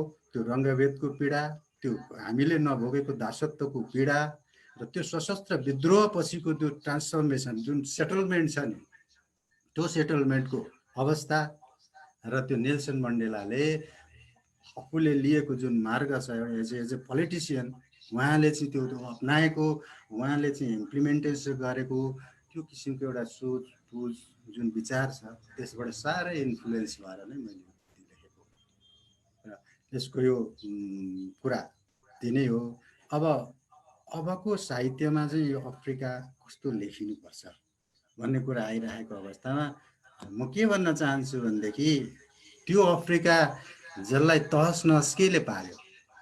जातीय द्वन्द्वले, रङ्गभेदको पीडाले, अनि त्यस्तो द्वन्द्व, भोकले, अशिक्षाले, त्यस्तो चिजले त्यो साउथ अफ्रिकालाई उपनिवेशले जसरी ध्वस्त पारेको थियो, अहिले हाम्रो कन्टेस्टमा हेर्ने हो भने हामी कति टाढा छौँ होला? त्यो अवस्थाबाट हामी कति टाढा छौँ हामी विश्लेषण गर्न सक्छौँ। हामीमा पनि हाम्रो भूगोल कसैले उपनिवेश नगरेको होला, हामीमाथि वैचारिक उपनिवेश गरिराखेको अवस्था हामी देख्न सक्छौँ। हाम्रो धर्म संस्कृतिमाथि पनि उपनिवेश आइराखेको अवस्था देख्न सक्छौँ। जानी नजानी बुझेर नबुझेर हामी बिचमा पनि बिस्तारै बिस्तारै बिस्तारै जातीयताका बीजहरू रोपिराखेको अवस्था देख्छौँ। भोलि त्यो हुटु तुत्सी जस्तो झोला बोकेर धेरै भिर पाखै पाखा खोला नाला गर्दै अर्को देशतिर शरणार्थी हुनुपर्ने अवस्था यही जातीय द्वन्द्वले पनि ल्याउन सक्ने अवस्था आउँछ। त्यो कुरालाई चाहिँ मैले त्यो अगाडि नै यो कृतिमा लेखेको हुँ। अब यो सबैतिर पुर्याउन त सकिएन, तर अहिलेको अवस्थामा म हेर्दाखेरि नेपालको कन्टेक्स्टमा पनि अब भर्खर हामी यो गणतन्त्रतिर प्रवेश गरेको अवस्थामा हामी साह्रै उन्मुक्तताको अवस्थामा छौँ। अब हामी यो उन्मुक्तसँगै भोक रोग अशिक्षासँग पनि भिडिरहेकै छौँ। अनि हामी कति चोखा छौँ यो कुरा पनि हामीले अहिलेको विश्लेषण गर्ने अवस्था छ। र अफ्रिकाको अबको अफ्रिकन साहित्य किन कस्तो लेखिनुपर्छ भन्दा यो नेपाललाई तुलना गरेर भोलि हेर नेपाली हो यो त्यो अफ्रिकाले भोगेको कथा हामीले फेरि भोग्नु नपरोस् भन्ने किसिमको एउटा दृष्टान्त पनि त्यसमा पाउन सकियोस्, म त्यो चाहन्छु। त्यस्तै अब नयाँ कुराहरू त के त्यसमा रहन्छ र त्यो जातीय द्वन्द्व, त्यो नरसंहारको चित्र हामीले जुन देखेका छौँ अथवा चित्रण गरेका छौँ अथवा हामीले त्यहाँ भोगेका छौँ, इतिहासमा पढेका छौँ, त्यो कुरा हामीमा आउनु हुँदैन भन्ने कुरा चाहिँ रोकथामको लागि विश्वको कुनै पनि मुलुकमा त्यो नहोस् भन्नका लागि पनि हामीले अफ्रिकन साहित्य हेर्नुपर्छ। र संसारमा मान्छेले उपनिवेश भोग्यौँ, दासत्व भोग्यौँ भन्छ भने त्यो अफ्रिकाको जस्तो दासत्व चाहिँ कहीँ भोग्या छैन होला झैँ मलाई लाग्यो। किनभने म इतिहासको विद्यार्थी त थिइनँ, होइन पनि म म्यानेजमेन्टको विद्यार्थी हुँ। मैले त्यतिखेर साह्रै दुःख के गरेको छु यो किताब लेख्ने बेला भनेदेखि मलाई म्याटरै थिएन। हाम्रो युनिभर्सिटीमा अफ्रिका सम्बन्धी इतिहासको कुराहरू मैले प्रोफेसर साहबहरूसँग सोद्धा यहाँ त पढाइ त त्यस्तो त छैन भनेपछि म्याटरहरू पनि कमै थियो। त्यस कारणले यी कुराहरूलाई जुटाउनलाई अलिक गाह्रै थियो र यो एकचोटि चाहिँ इतिहास पढ्नै पर्ने रहेछ अफ्रिकाको भन्ने मलाई लाग्छ। त्यही कुराहरू छ। अनि अब अरू कुराहरूमा केही छ भने मलाई सोध्नु दुर्गा बहिनीजी। धन्यवाद। धन्यवाद। हामी साहित्यकार डाक्टर रेणुका सोलुलाई पनि यहाँ स्वागत गर्न चाहन्छौँ। पत्रकार दीर्घराज उपाध्यायलाई पनि हामी यहाँ स्वागत गर्न चाहन्छौँ यो कार्यक्रममा। अब हामी फ्लोर ओपन गर्छौँ। तपाईहरुलाई श्रोताहरुलाई केही प्रश्नहरू छ स्रष्टाहरुसँग भने यहाँ सोध्न सक्नुहुनेछ। हामी कार्यक्रम अलिक लामो भयो, यसलाई चाहिँ 10-15 मिनेटको 15-20 मिनेटको समय राखौँ, त्यस पछाडि हामी कार्यक्रम अन्ततिर लाग्नुपर्छ। धन्यवाद।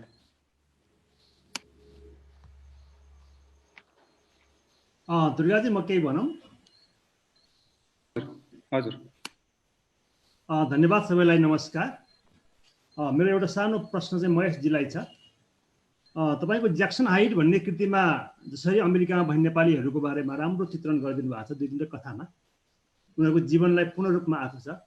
यदि धेरै कुराहरू अफ्रिकाको आइरहँदा नेपाली त्यहाँ भएका नेपालीहरूको कुरा चाहिँ तपाईले नेपाली नभेटेर अथवा त्यहाँ जाने नेपाली सिपाहीहरूकै कुरा पनि खासै त्यो अनुभवको रूपमा पनि धेरै आएको देखिँदैन कथाहरूमा। त्यस्तो किन भयो महेशजी? तिमसुन्दरजी धन्यवाद। तपाईले अफ्रिकाको धेरै कुरा आएन भन्न खोज्नु भएको हो?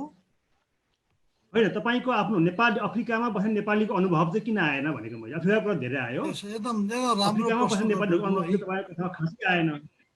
राम्रो प्रश्न गर्नुभयो। जति बेला म अफ्रिकामा गएको थिएँ 2050 सालमा, त्यहाँ संयुक्त राष्ट्रसङ्घको सदस्यको रूपमा गएका नेपाली बाहेक कुनै पनि नेपालीलाई हामीले त्यहाँ भेट्न सकेनौँ। मोजाम्बिक 16 वर्ष गृहयुद्धले भर्खर सास फेरिरहेको अवस्थामा थियो, शान्ति बहाल हुने क्रममा थियो र त्यहाँ कुनै पनि नेपाली थिए जस्तो मलाई लाग्दैन मोजाम्बिकमा त्यस बेला। तर चाहिँ अब सुडानमा चाहिँ हामीले नेपाली भेट्यौँ, खार्तुममा पनि नेपाली भेट्यौँ होइन, र चाहिँ डाफुरमा पनि नेपाली भेट्यौँ। ती कुराहरू अब आउँदो उपन्यासमा र संस्करणमा चाहिँ पक्कै पनि म उल्लेख गर्नेछु। र यहाँ म मौका पाइहाल्ने एउटा कुरा के उल्लेख गर्न चाहन्छु भने अब नेसनल मण्डेलालाई हामीले जसरी हेर्छौँ, म पनि उहाँलाई महामानव नै ठान्छु, तर 70तिर म ट्रेनिङमा इटलीमा गएको बेलामा साउथ अफ्रिकाबाट साउथ अफ्रिकन पुलिसहरू पनि आएको थिए त्यहाँ। त्यसमा महिलाहरू थिए, 4 जना र 2 जना पुरुष थिए। तिनीहरूको अगाडि मैले नेल्सन मण्डेलाको बारेमा कुरा गरेँ कि हामी नेल्सन मण्डेलालाई महामानव ठान्छौँ, उहाँलाई चाहिँ उहाँको चाहिँ प्रसिद्धि, उहाँको कामसँग हामी अवगत छौँ।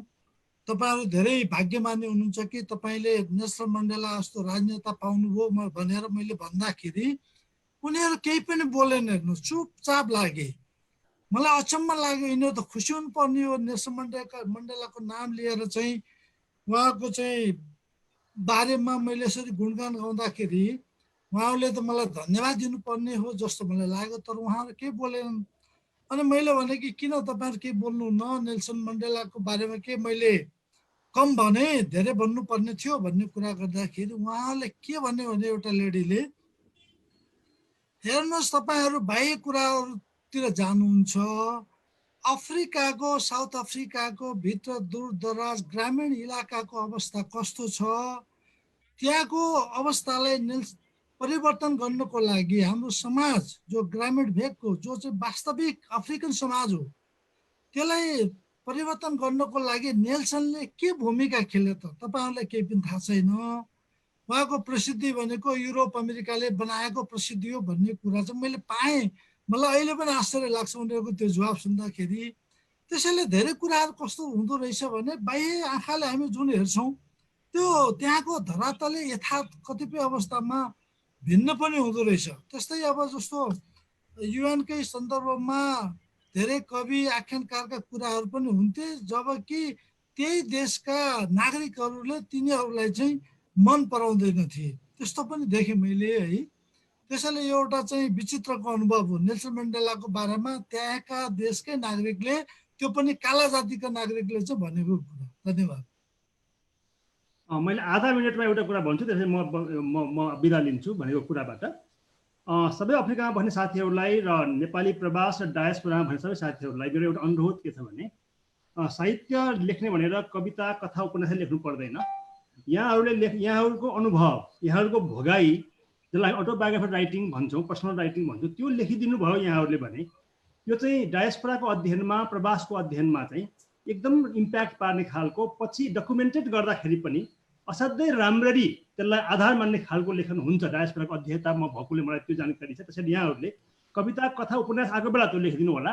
अरू बेलामा चाहिँ यहाँहरूको पर्सनल अनुभव मात्रै पनि टिपेर राखिदिनु भयो, डायरी मात्रै राखिदिनु भयो भने पनि अबको 50 वर्षपछि हामीले डायस्पोरा साहित्यको बारेमा हेर्दा त्यो चित्रको कुरा गर्दाखेरि त्यो ठुलो डकुमेन्टेसन हुन्छ। र यसको लागि यहाँहरूलाई अनुरोध शुभकामना भन्छु मैले।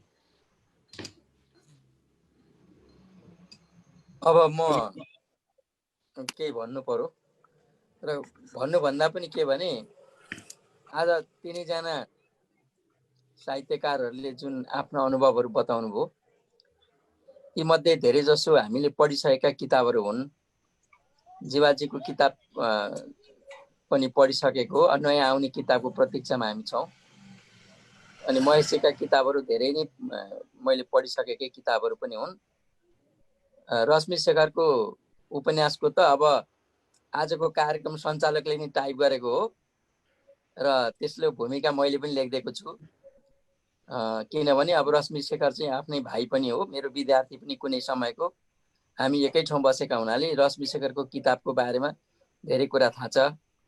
र रश्मि शेखरलाई चाहिँ म के भन्छु भने त्यो किताब एकपल्ट फेरि पुनर्संस्करण गरौँ, त्यसलाई केही बनाउनु पर्छ भने बनाऊ र त्यसको छाप्ने व्यवस्था म गरौँला, केही छैन त्यसमा। त्यस्ता प्रकाशकहरू अहिले हामीसँग प्रशस्त छन्, त्यसलाई फेरि छापौँ। वास्तवमा त्यति बेला त्यो किताब निक्ल्यो, झापामा हामीले निकाल्यौँ। झापाबाट त्यसलाई चाहिँ देशभरि पुर्याउन पनि हामीलाई कठिनाइ नै थियो। हुन त काठमाडौँमा ल्याएर त्यसको हामीले चर्चा परिचर्चा पनि गराएका हौँ, तैपनि अब धेरै पहिलाको कुरा हो त्यो। र यसलाई अब चाहिँ हामीले ल्यायौँ भने यसले बजार पाउँछ भन्ने मलाई लाग्छ। र यही कार्यक्रमबाट म रश्मि शेखरलाई त्यो किताबलाई फेरि पुनर्संस्करणको लागि केही मिलाउनु पर्छ भने मिलाउने कामतिर लाग्नुहोस्। छाप्ने व्यवस्था म गरौँला। काठमाडौँमा छु, प्रकाशक साथीहरू हुनुहुन्छ, केही गाह्रो छैन त्यसमा। र अरू साथीहरूले जसले के अरे आफ्नो अनुभवहरू बताउनु भयो, उहाँहरूले लेखिसक्नु भएको छ। अझै लेख्न बाँकी अनुभवहरू जीवाजीले अघि भन्नुभयो, उहाँका स्मृतिमा रहेका अझै ती कृतिमा नपरेका चिज पक्कै उहाँले लेख्नुहुन्छ, हामी पढ्छौँ। त्यो भन्दा पनि अब खुसीको कुरा के भने अफ्रिका महादेशमा एउटा च्याप्टर खुल्यो। यो अनिसाको म पनि एउटा आजीवन सदस्य हुँ र यो एउटा च्याप्टर खुल्यो र यसले चाहिँ अब अफ्रिकामा जो जति नेपाली दाजुभाइहरू जानुभएको छ र जोसँग लेख्ने शैली कलम छ, लेख्ने क्षमता छ, उहाँहरूले अबको अफ्रिका लेखिदिनुहोस्। विगतमा लेख्ने लेखकहरूका अफ्रिका हामीले हेऱ्यौँ, वर्तमान अफ्रिका के छ र भविष्यको अफ्रिका कस्तो हुनुपर्छ त्यो सम्बन्धमा यहाँहरू जहाँ जहाँ हुनुहुन्छ त्यहाँबाट यहाँले लेखिदिनुहोस्। र वास्तवमा अफ्रिकाको भित्र पसेर अहिले भर्खरै महेश विक्रमजीले भने जस्तो ग्रामीण इलाकाभित्र पनि तपाईँहरू जान सक्नुहुन्छ भने गएर त्यहाँभित्रको सोसाइटी पनि कसरी निकाल्न सकिन्छ तपाईँहरू निकालिदिनुहोस्। उपन्यासको रूपमा आओस्, संस्मरणको रूपमा आओस्, कथाको रूपमा आओस्, विभिन्न नेपाली साहित्यका विभिन्न विधाका क्षेत्रमा आउन्। र वास्तवमा हामीले नपढेको भनेको चीनलाई नेपाली साहित्यमा हामीले पढ्न पाएका छैनौँ। भर्खरै एउटा उपन्यास मैले प्रकाशनको अवस्थामा मैले पढ्न पाएको छु। मैले केही सुझावहरू पनि त्यो उपन्यासलाई दिएको छु। चीनमा बसेर हाम्रो नेपाली एकजना भाइले एउटा राम्रो सुन्दर उपन्यास लेखिसक्नु भएको छ, चाँडै त्यो प्रकाशित हुन्छ। हाम्रो देशसँग जोडिएको उत्तरपट्टिको ठुलो देशको साहित्य हामीले हाम्रो भाषामा धेरै पढ्न पाएका छैनौँ। र अर्को पढ्न नपाएको भनेको अफ्रिका नै हो। यहाँले च्याप्टर खोल्नु भएको छ, अब त्यहाँ पुग्ने भएका साथीले लेख्नुहोस्। सम्भव हो भने तपाईँले कोही अनेसाका हाम्रा साथीहरूलाई पदाधिकारीहरूलाई लैजानुहोस्, एउटा सेमिनार गर्नुहोस् र त्यहाँ चाहिँ नेपाली लेखकहरूलाई पुर्याउने प्रयत्न गर्नुहोस्। त्यसो भयो भने अरू लेखकहरूले पनि लेख्छन् होला भन्ने मलाई लाग्छ। हस्त धन्यवाद।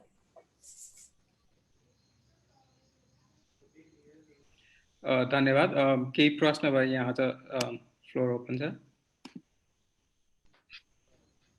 म एउटा अलिकति यसमा अब्जर्भेसन राखौँ।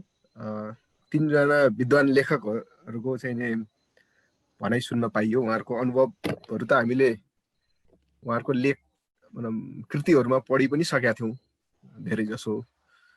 र उहाँहरूले चाहिँ नि त्यो कसरी त्यो लेखियो भन्ने त्यसको भूमिका, त्यो पृष्ठमा चाहिँ नि कस्तो किसिमले चाहिँ नि उहाँलाई इन्सपायर गर्यो, कसरी त्यो लेखियो भन्ने जुन वृत्तान्त दिनुभयो त्यसले हामीलाई अझै त्यो समाज कस्तो थियो र एउटा लेखकको दृष्टिबाट चाहिँ नि कसरी अफ्रिकालाई बुझिएको रहेछ भनेर चाहिँ नि हेर्नलाई अझै मद्दत पुग्यो उहाँहरूको व्याख्यान सुनेर। म पनि एउटा विश्वविद्यालयमा साहित्य पढाउने र यसमा अलिकति रुचि भएको व्यक्ति भएको हिसाबले चाहिँ नि अघि कृष्ण धारावासी दाजुले पनि जोड्नुभयो, यो चाइनिज लिटरेचर चाहिँ खासै हाम्रो एक्सेसमा थिएन भाषाको कारणले गर्दाखेरि मूल, र त्यसपछि अफ्रिकन लिटरेचर पनि खासै एक्सेस थिएन। अनि यो बिचमा चाहिँ नि यो अफ्रिकन राइटर्स एसोसिएसनको एकजना बेन्जा अब्दुल्ला भन्ने एकजना साथी मेरो हुनुहुन्थ्यो। अनि उहाँहरूसँग कुराकानी गरिसकेपछि त्यसलाई नेपालीमा सेलेक्टेड अफ्रिकी कविहरू, खास गरिकन नाइजेरियन कविहरूको चाहिँ नि नेपाली अनुवाद गर्ने भनेर एकदमै पाण्डुलिपि तयार छ, प्रेसमा जान मात्रै बाँकी छ। मैले त्यसमा काम गरेको थिएँ। र यो पछिल्लो समय चाहिँ नि चाइनिज राइटर्स एसोसिएसनसँग मिलेर फेरि चाइनिज कविहरूको पनि एउटा एन्थोलोजी, कन्टेम्पोरेरी चाइनिज कविहरूको पनि एन्थोलोजी हामीले तयार गरेर मैले नै अनुवाद गरेर त्यो पनि प्रेसमा जानलाई ठिक्क परेर बसेको छ। त्यसैले यो मलाई बडो रुचि लागिरहेको थियो। हामी चाहिँ नि एकाडेमियामा बसेर लाइक बाहिरको साहित्यहरू अरू भाषामा, खास गरिकन अङ्ग्रेजी भाषामा भएको साहित्यहरू त पढिरहेछौँ, तर अब अहिले हेर्दाखेरि चाहिँ नि विश्वको अनुभवहरू जस्तो अफ्रिकाकै अनुभवहरू चाहिँ नि हाम्रो समाजमा कति उपयोगी छन्, सामाजिक, आर्थिक, राजनीतिक हिसाबले त्यहाँको समस्याहरू के हुन् त्यसलाई बुझ्नलाई र त्यो समस्यालाई निरूपण गर्नलाई चाहिँ त्यहाँको अभ्यासहरूले, अनुभवहरूले कसरी सहायता पुर्याउँछ भन्नको लागि चाहिँ यसले धेरै ठुलो मद्दत गर्दो रहेछ। जस्तो जीवा सरको त्यो किताब मैले पढिसकेपछि चाहिँ नि मैले ती ठाउँहरूको बारेमा जे दृष्टिकोण बनाइरहेको थिएँ, अथवा भनौँ न महेश विक्रम सरकै कथाहरू पनि पढ्यौँ, पछि केही कथाहरू त उहाँको नाटकीकरण पनि भएको छन्। नाटकमा पनि चाहिँ नि मैले हेरेको छु होइन भन्दाखेरि त्यो समाजलाई मात्र हेर्ने होइन कि त्यो समाजमा उहाँहरूले गरेको देखाएको चित्रबाट आफ्नै समाजलाई हेर्नलाई पनि चाहिँ नि त्यसले हामी कहाँ जाँदैछौँ त त्यो समस्या यहाँ आयो भने चाहिँ नि हामीले हाम्रो राजनीतिक तहमा सामाजिक तहमा चाहिँ नि के गर्छौँ होला भनेर त्यो प्रश्नहरूको उत्तर चाहिँ नि खोज्नलाई हामीलाई चाहिँ नि अभिप्रेरित गर्दो रहेछ। त्यसैले यसमा अझै धेरै काम चाहिँ नि हुन आवश्यक छ भन्ने देख्छु। उहाँहरूले जसरी एउटा सुरुवात गरिदिनु भयो त्यसले चाहिँ नि अरू धेरै मान्छेहरूलाई चाहिँ नि त्यो पथमा जानलाई प्रेरित पनि गरोस् र हामी जस्तो चाहिँ नि भनौँ न एकाडेमियामा बसेर चाहिँ नि त्यो पढ्नलाई त्यसमाथि छलफल गर्नलाई अब जुन खोजिरहेका हुन्छौँ सामग्री त्यसको लागि पनि तपाईँहरूले जुन काम गरिराख्नु भएको छ त्यसले चाहिँ नि एउटा महत्त्वपूर्ण मेटेरियल चाहिँ नि उपलब्ध गराएको छ र सँगै नेपाली साहित्य पनि त्यसबाट लाभान्वित हुन्छ किनकि हामीले उहाँहरूले जुन त्यो अनुभवहरू चाहिँ नि आफ्नो कृतिमा ल्याउनुहुन्छ त्यो अनुभवसँगै चाहिँ नि त्यहाँको समाज मात्रै आउँदो रहेन त त्यसको शैली पनि आउँदो रहेछ। त्यो किनकि यो भाषा साहित्यले चाहिँ नि त्यहाँको त्यो शैलीगत विशेषताहरू पनि केही न केही बोकेर आउँदो रहेछ।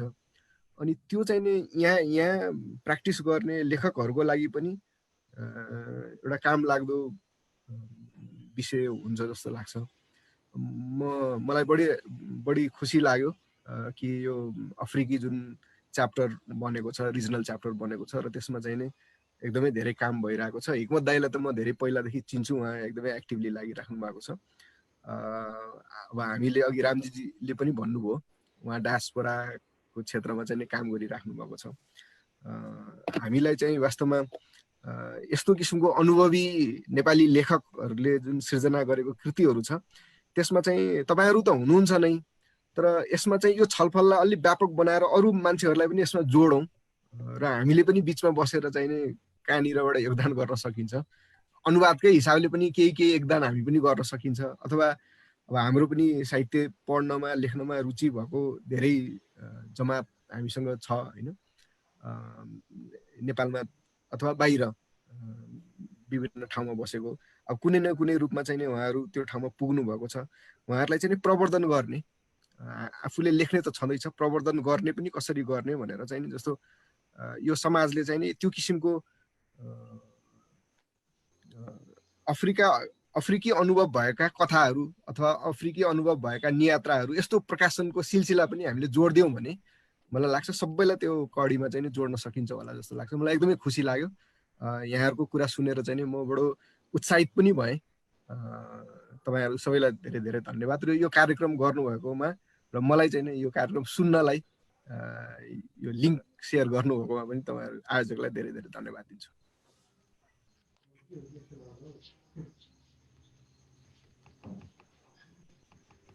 हजुर धन्यवाद धारणा र केही प्रश्नहरू र मन्तव्यहरू राखिदिनु भएकोमा।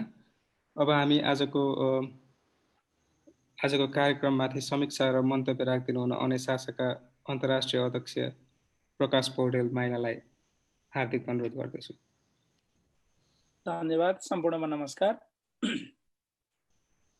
नेपाली साहित्यमा अफ्रिका सिर्जना र अनुभव आजको यस कार्यक्रमका सभापति अनेसासा अफ्रिका च्याप्टरका अध्यक्ष गणेश खड्काज्यू, प्रमुख अतिथि महामहिम राजदूत झविन्द्र हरालज्यू, वक्तात्रय आदरणीय व्यक्तित्वहरू महेश विक्रम शाहज्यू, जीवा लाम्छानेज्यू र रश्मि शेखर सुवेदीज्यू, एनआरएनए भाषा साहित्य समितिका संयोजक हिक्मत थापाज्यू लगायत उपस्थित सम्पूर्ण श्रद्धेय व्यक्तित्वहरू र यस कार्यक्रमलाई लाइभ मार्फत फेसबुक लाइभ मार्फत विश्वभरि हेरिरहनु हुने सम्पूर्ण साहित्यलाई माया गर्नुहुने साहित्य अनुरागी मित्रहरू, अग्रजहरू, श्रद्धेय व्यक्तित्वहरू, सर्वप्रथम त अनेसासा अफ्रिका च्याप्टरलाई नवनिर्वाचित कार्य समितिलाई हार्दिक बधाई व्यक्त गर्न चाहन्छु र पहिलो कार्यक्रम नै यति महत्त्वपूर्ण विषयवस्तु उठान गरेर यति स्तरीय ढङ्गबाट यति राम्रो कार्यक्रम हुन गएको छ। आज हामी कार्यक्रमको उत्तरार्धमा अन्तिम चरणमा आइपुगेका छौँ। आजको कार्यक्रम साँच्चै नै सुरुबाट सुनिरहँदाखेरि एकदमै गहकिला कुराहरू सुनिरहँ जस्तो लाग्ने अझै नसकिदियो हुन्थ्यो जस्तो लागिरहने अवस्था मैले महसुस गरिरहेको छु। र विगतमा अब अफ्रिका सम्बन्धी लेखिएका सन्दर्भहरू यहाँ आएर केही नयाँ कुराहरू पनि जानकारीमा आयो हामीहरूलाई।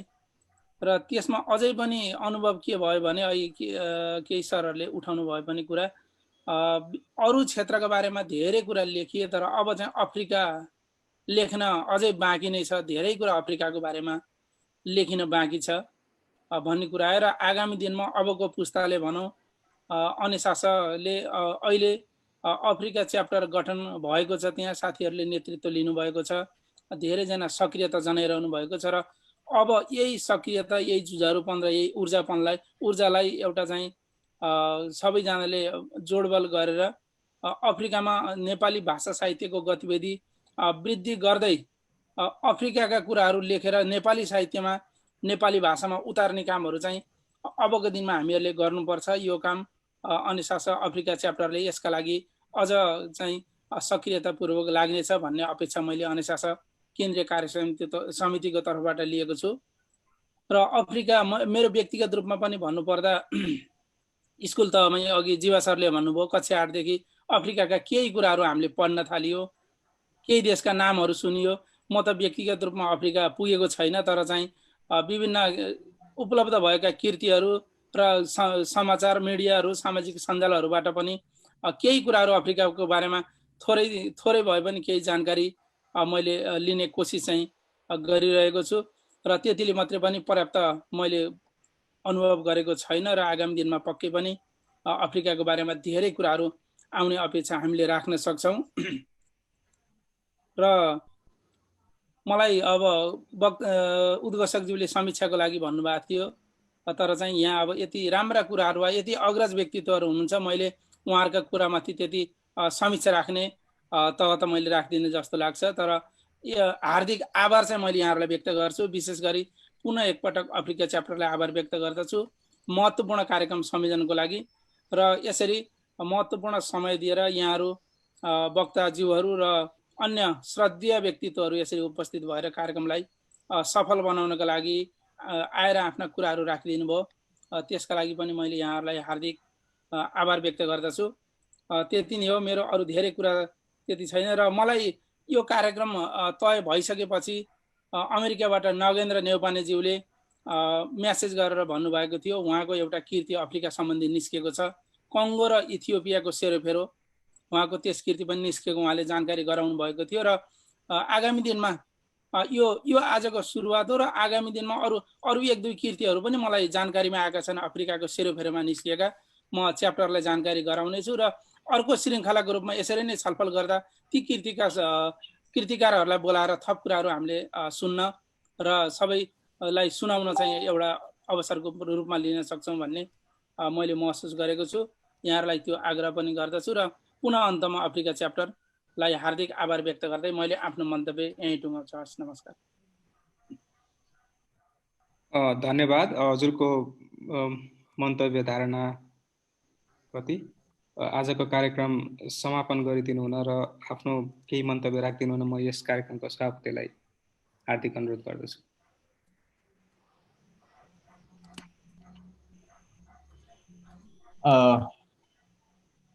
नमस्कार सबै अग्रस्रष्टाहरू, अतिथिज्यूहरूमा। यस कार्यक्रमका सारथी दुर्गाजीलाई हार्दिक धन्यवाद।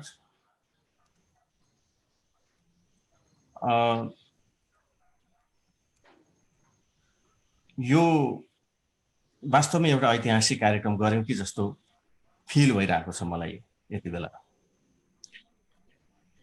अनिशासको यो लामो दौरानमा 30औं वर्ष लामो, 3 दशक लामो यात्रामा अनिशासले प्रत्येक देशहरूमा देशका च्याप्टरहरू गठन गर्दै हिँड्यो, तर पुरै अफ्रिका महादेशमा च्याप्टर गठन हुन सकिरहेको थिएन। र ठूलो कसरतपछि, अनवरत प्रयासपछि हामी देश होइन महादेश च्याप्टर गठन गर्न सफल भएछौँ। र च्याप्टर गठन गरेको यो 2 हप्ताको बीचमा हामीले एउटा कार्यक्रम ल्यायौँ। हाम्रो खोज, अनुसन्धान, अध्ययन, साधना र सिर्जना अब अफ्रिकासँग पनि हुनुपर्छ भन्ने मान्यताले हामीले यो खालको कार्यक्रम ल्यायौँ। कार्यक्रमका प्रमुख अतिथिज्यू महामहिम राजदूत थुप्रै अफ्रिकन देशहरू सहित हेर्नुहुन्छ उहाँले। महामहिम झवेन्द्र अर्यालज्यू, विशेष अतिथिहरू आजका मुख्य वक्ताहरू, अग्रस्रष्टाहरू, कथाकार महेश विक्रम शाहज्यू, नियात्राकार जीवा लामिछानेज्यू अनि उपन्यासकार, नियात्रा उपन्यासकार रश्मिशेखर सुवेदीज्यू। यहाँहरूका अनुभव, सिर्जना र विचारहरू सुन्दै गर्दा हामी निकै अभिप्रेरित पनि भएका छौँ र यी प्रेरणादायी विचारहरूले हामीलाई काम गर्नका निम्ति थप ऊर्जा पनि दिइरहेको छ।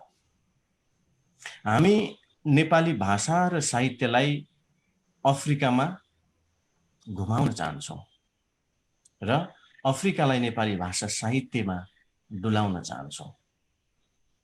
हामीले गरेका कामहरू अब मेरा श्रद्धेय धुरन्धर आख्यानकार, नेपालमा लीला लेखनका अगुवा श्रद्धेय दाजु कृष्ण धरावासीले भने जस्तो अबको अफ्रिका लेखिनुपर्छ भन्ने मान्यतामा मेरो व्यक्तिगत तर्फबाट र सम्भवतः हाम्रो च्याप्टरकै तर्फबाट हार्दिक समर्थन जनाउन चाहन्छु। अनेशासका केन्द्रीय अध्यक्ष प्रकाश पौडेल माइलेज्यूले भने जस्तो हामी अब निरन्तर अध्ययन, अनुसन्धान र साधनामा छौँ। आजको यो कार्यक्रमको संयोजनमा मलाई अग्रज साहित्यकार, यो च्याप्टरका सल्लाहकार हिक्मत थापा दाई लगायत दुर्गाजी लगायत सम्पूर्ण टिमहरूले खेल्नुभएको अहम भूमिकाप्रति म नतमस्तक छु। कार्यक्रम कस्तो भयो, कस्तो रह्यो भन्ने कुरा र अब के गर्नुपर्छ, के हुनुपर्छ भन्ने कुराको लेखाजोखा सहित अब हामीले गर्नुपर्ने, हामीले लेखिनुपर्ने, हामी प्रस्तुत हुनुपर्ने विषयका सन्दर्भमा महत्त्वपूर्ण भनाइ र सल्लाह सहित प्रस्तुत गर्नुहुने नेपाली भाषा साहित्यका अध्येता, विशेष गरिकन डायस्पोरा, नेपाली डायस्पोरालाई नजिकबाट निहालिरहनु भएका र विशेष अझ खास भनौँ नेपाली डायस्पोरामै विद्यावारिधि गरिरहनु भएका समीक्षक, चिन्तक तथा अग्रज साहित्यकार रामजी तिङसेना ज्यूलाई पनि म धेरै धेरै धन्यवाद, आभार प्रकट गर्न चाहन्छु। महामहिम राजदूतज्यू, अग्रज स्रष्टाहरू, आजका विशेष अतिथिहरू, वक्ताहरू, सञ्चारकर्मीहरू र सम्पूर्ण नेपाली भाषा साहित्यलाई माया गर्ने र विभिन्न माध्यमबाट संसारभरिबाट हामीलाई हेरिरहने, हाम्रा कुराहरू सुनिरहने सम्पूर्ण नेपाली भाषा साहित्यका भावकहरू, अनुरागीहरू, पारखीहरू प्रति म हार्दिक धन्यवाद तथा आभार प्रकट गर्न चाहन्छु। अफ्रिका च्याप्टरको यो अनेसास अफ्रिका च्याप्टरको यो पहिलो पाइला हो। हामी सुरुवातको फेजमा छौँ, हामी इनिसियल स्टेजमा छौँ। अघि प्रकाश पौडेल माइलेज्यूले भने जस्तो नगेन्द्र नेउपानेज्यूले अमेरिकाबाट एउटा कुरा गर्नुभयो। हामी उहाँलाई बिर्सेका होइनौँ, हामीले उहाँलाई छोडेका होइनौँ। हामीले पहिलो प्रयासमा सम्भव भएसम्म अफ्रिकामा नेपाली साहित्य खोज्ने र नेपाली साहित्यमा अफ्रिका भित्र्याउने स्रष्टाहरू जति पहिलो चरणमा भेट्यौँ, हामीले यहाँ ल्यायौँ। अब हाम्रो यो क्रम, यो सिलसिला निरन्तर अघि बढ्नेछ। मैले अघि भने, अब हामी नेपाली साहित्यलाई, नेपाली भाषालाई अफ्रिका भित्र छिराउँदैछौँ, त्यहाँ घुमाउँदैछौँ र अफ्रिकालाई नेपाली भाषा साहित्य भित्र डुलाउँदैछौँ। तपाईहरूको साथ, सहयोग, समर्थन र आवश्यकता अनुसारको उचित मार्ग निर्देशन समेत हामीले अपेक्षा गरेका छौँ। कार्यक्रम हामीले 1 घण्टादेखि 1.5 घण्टाभित्र सक्छौँ भनेका थियौँ, तर भन्दै जाँदाखेरि कार्यक्रम इन्ट्रेस्टिङ पनि हुँदै गयो, रोचक र ज्ञानवर्धक पनि हुँदै गयो, प्रेरणादायी पनि हुँदै गयो। त्यसैले समय बितेको पत्तै भएन। अलिकति ढिलो हुन गएकोमा पनि माफी चाहन्छौँ। यति भन्दै पुनश्च सबैप्रति हार्दिक धन्यवाद, हार्दिक आभार हुँदै यो कार्यक्रम आजको अन्तर्राष्ट्रिय नेपाली साहित्य समाज अफ्रिका च्याप्टरको आयोजकत्वमा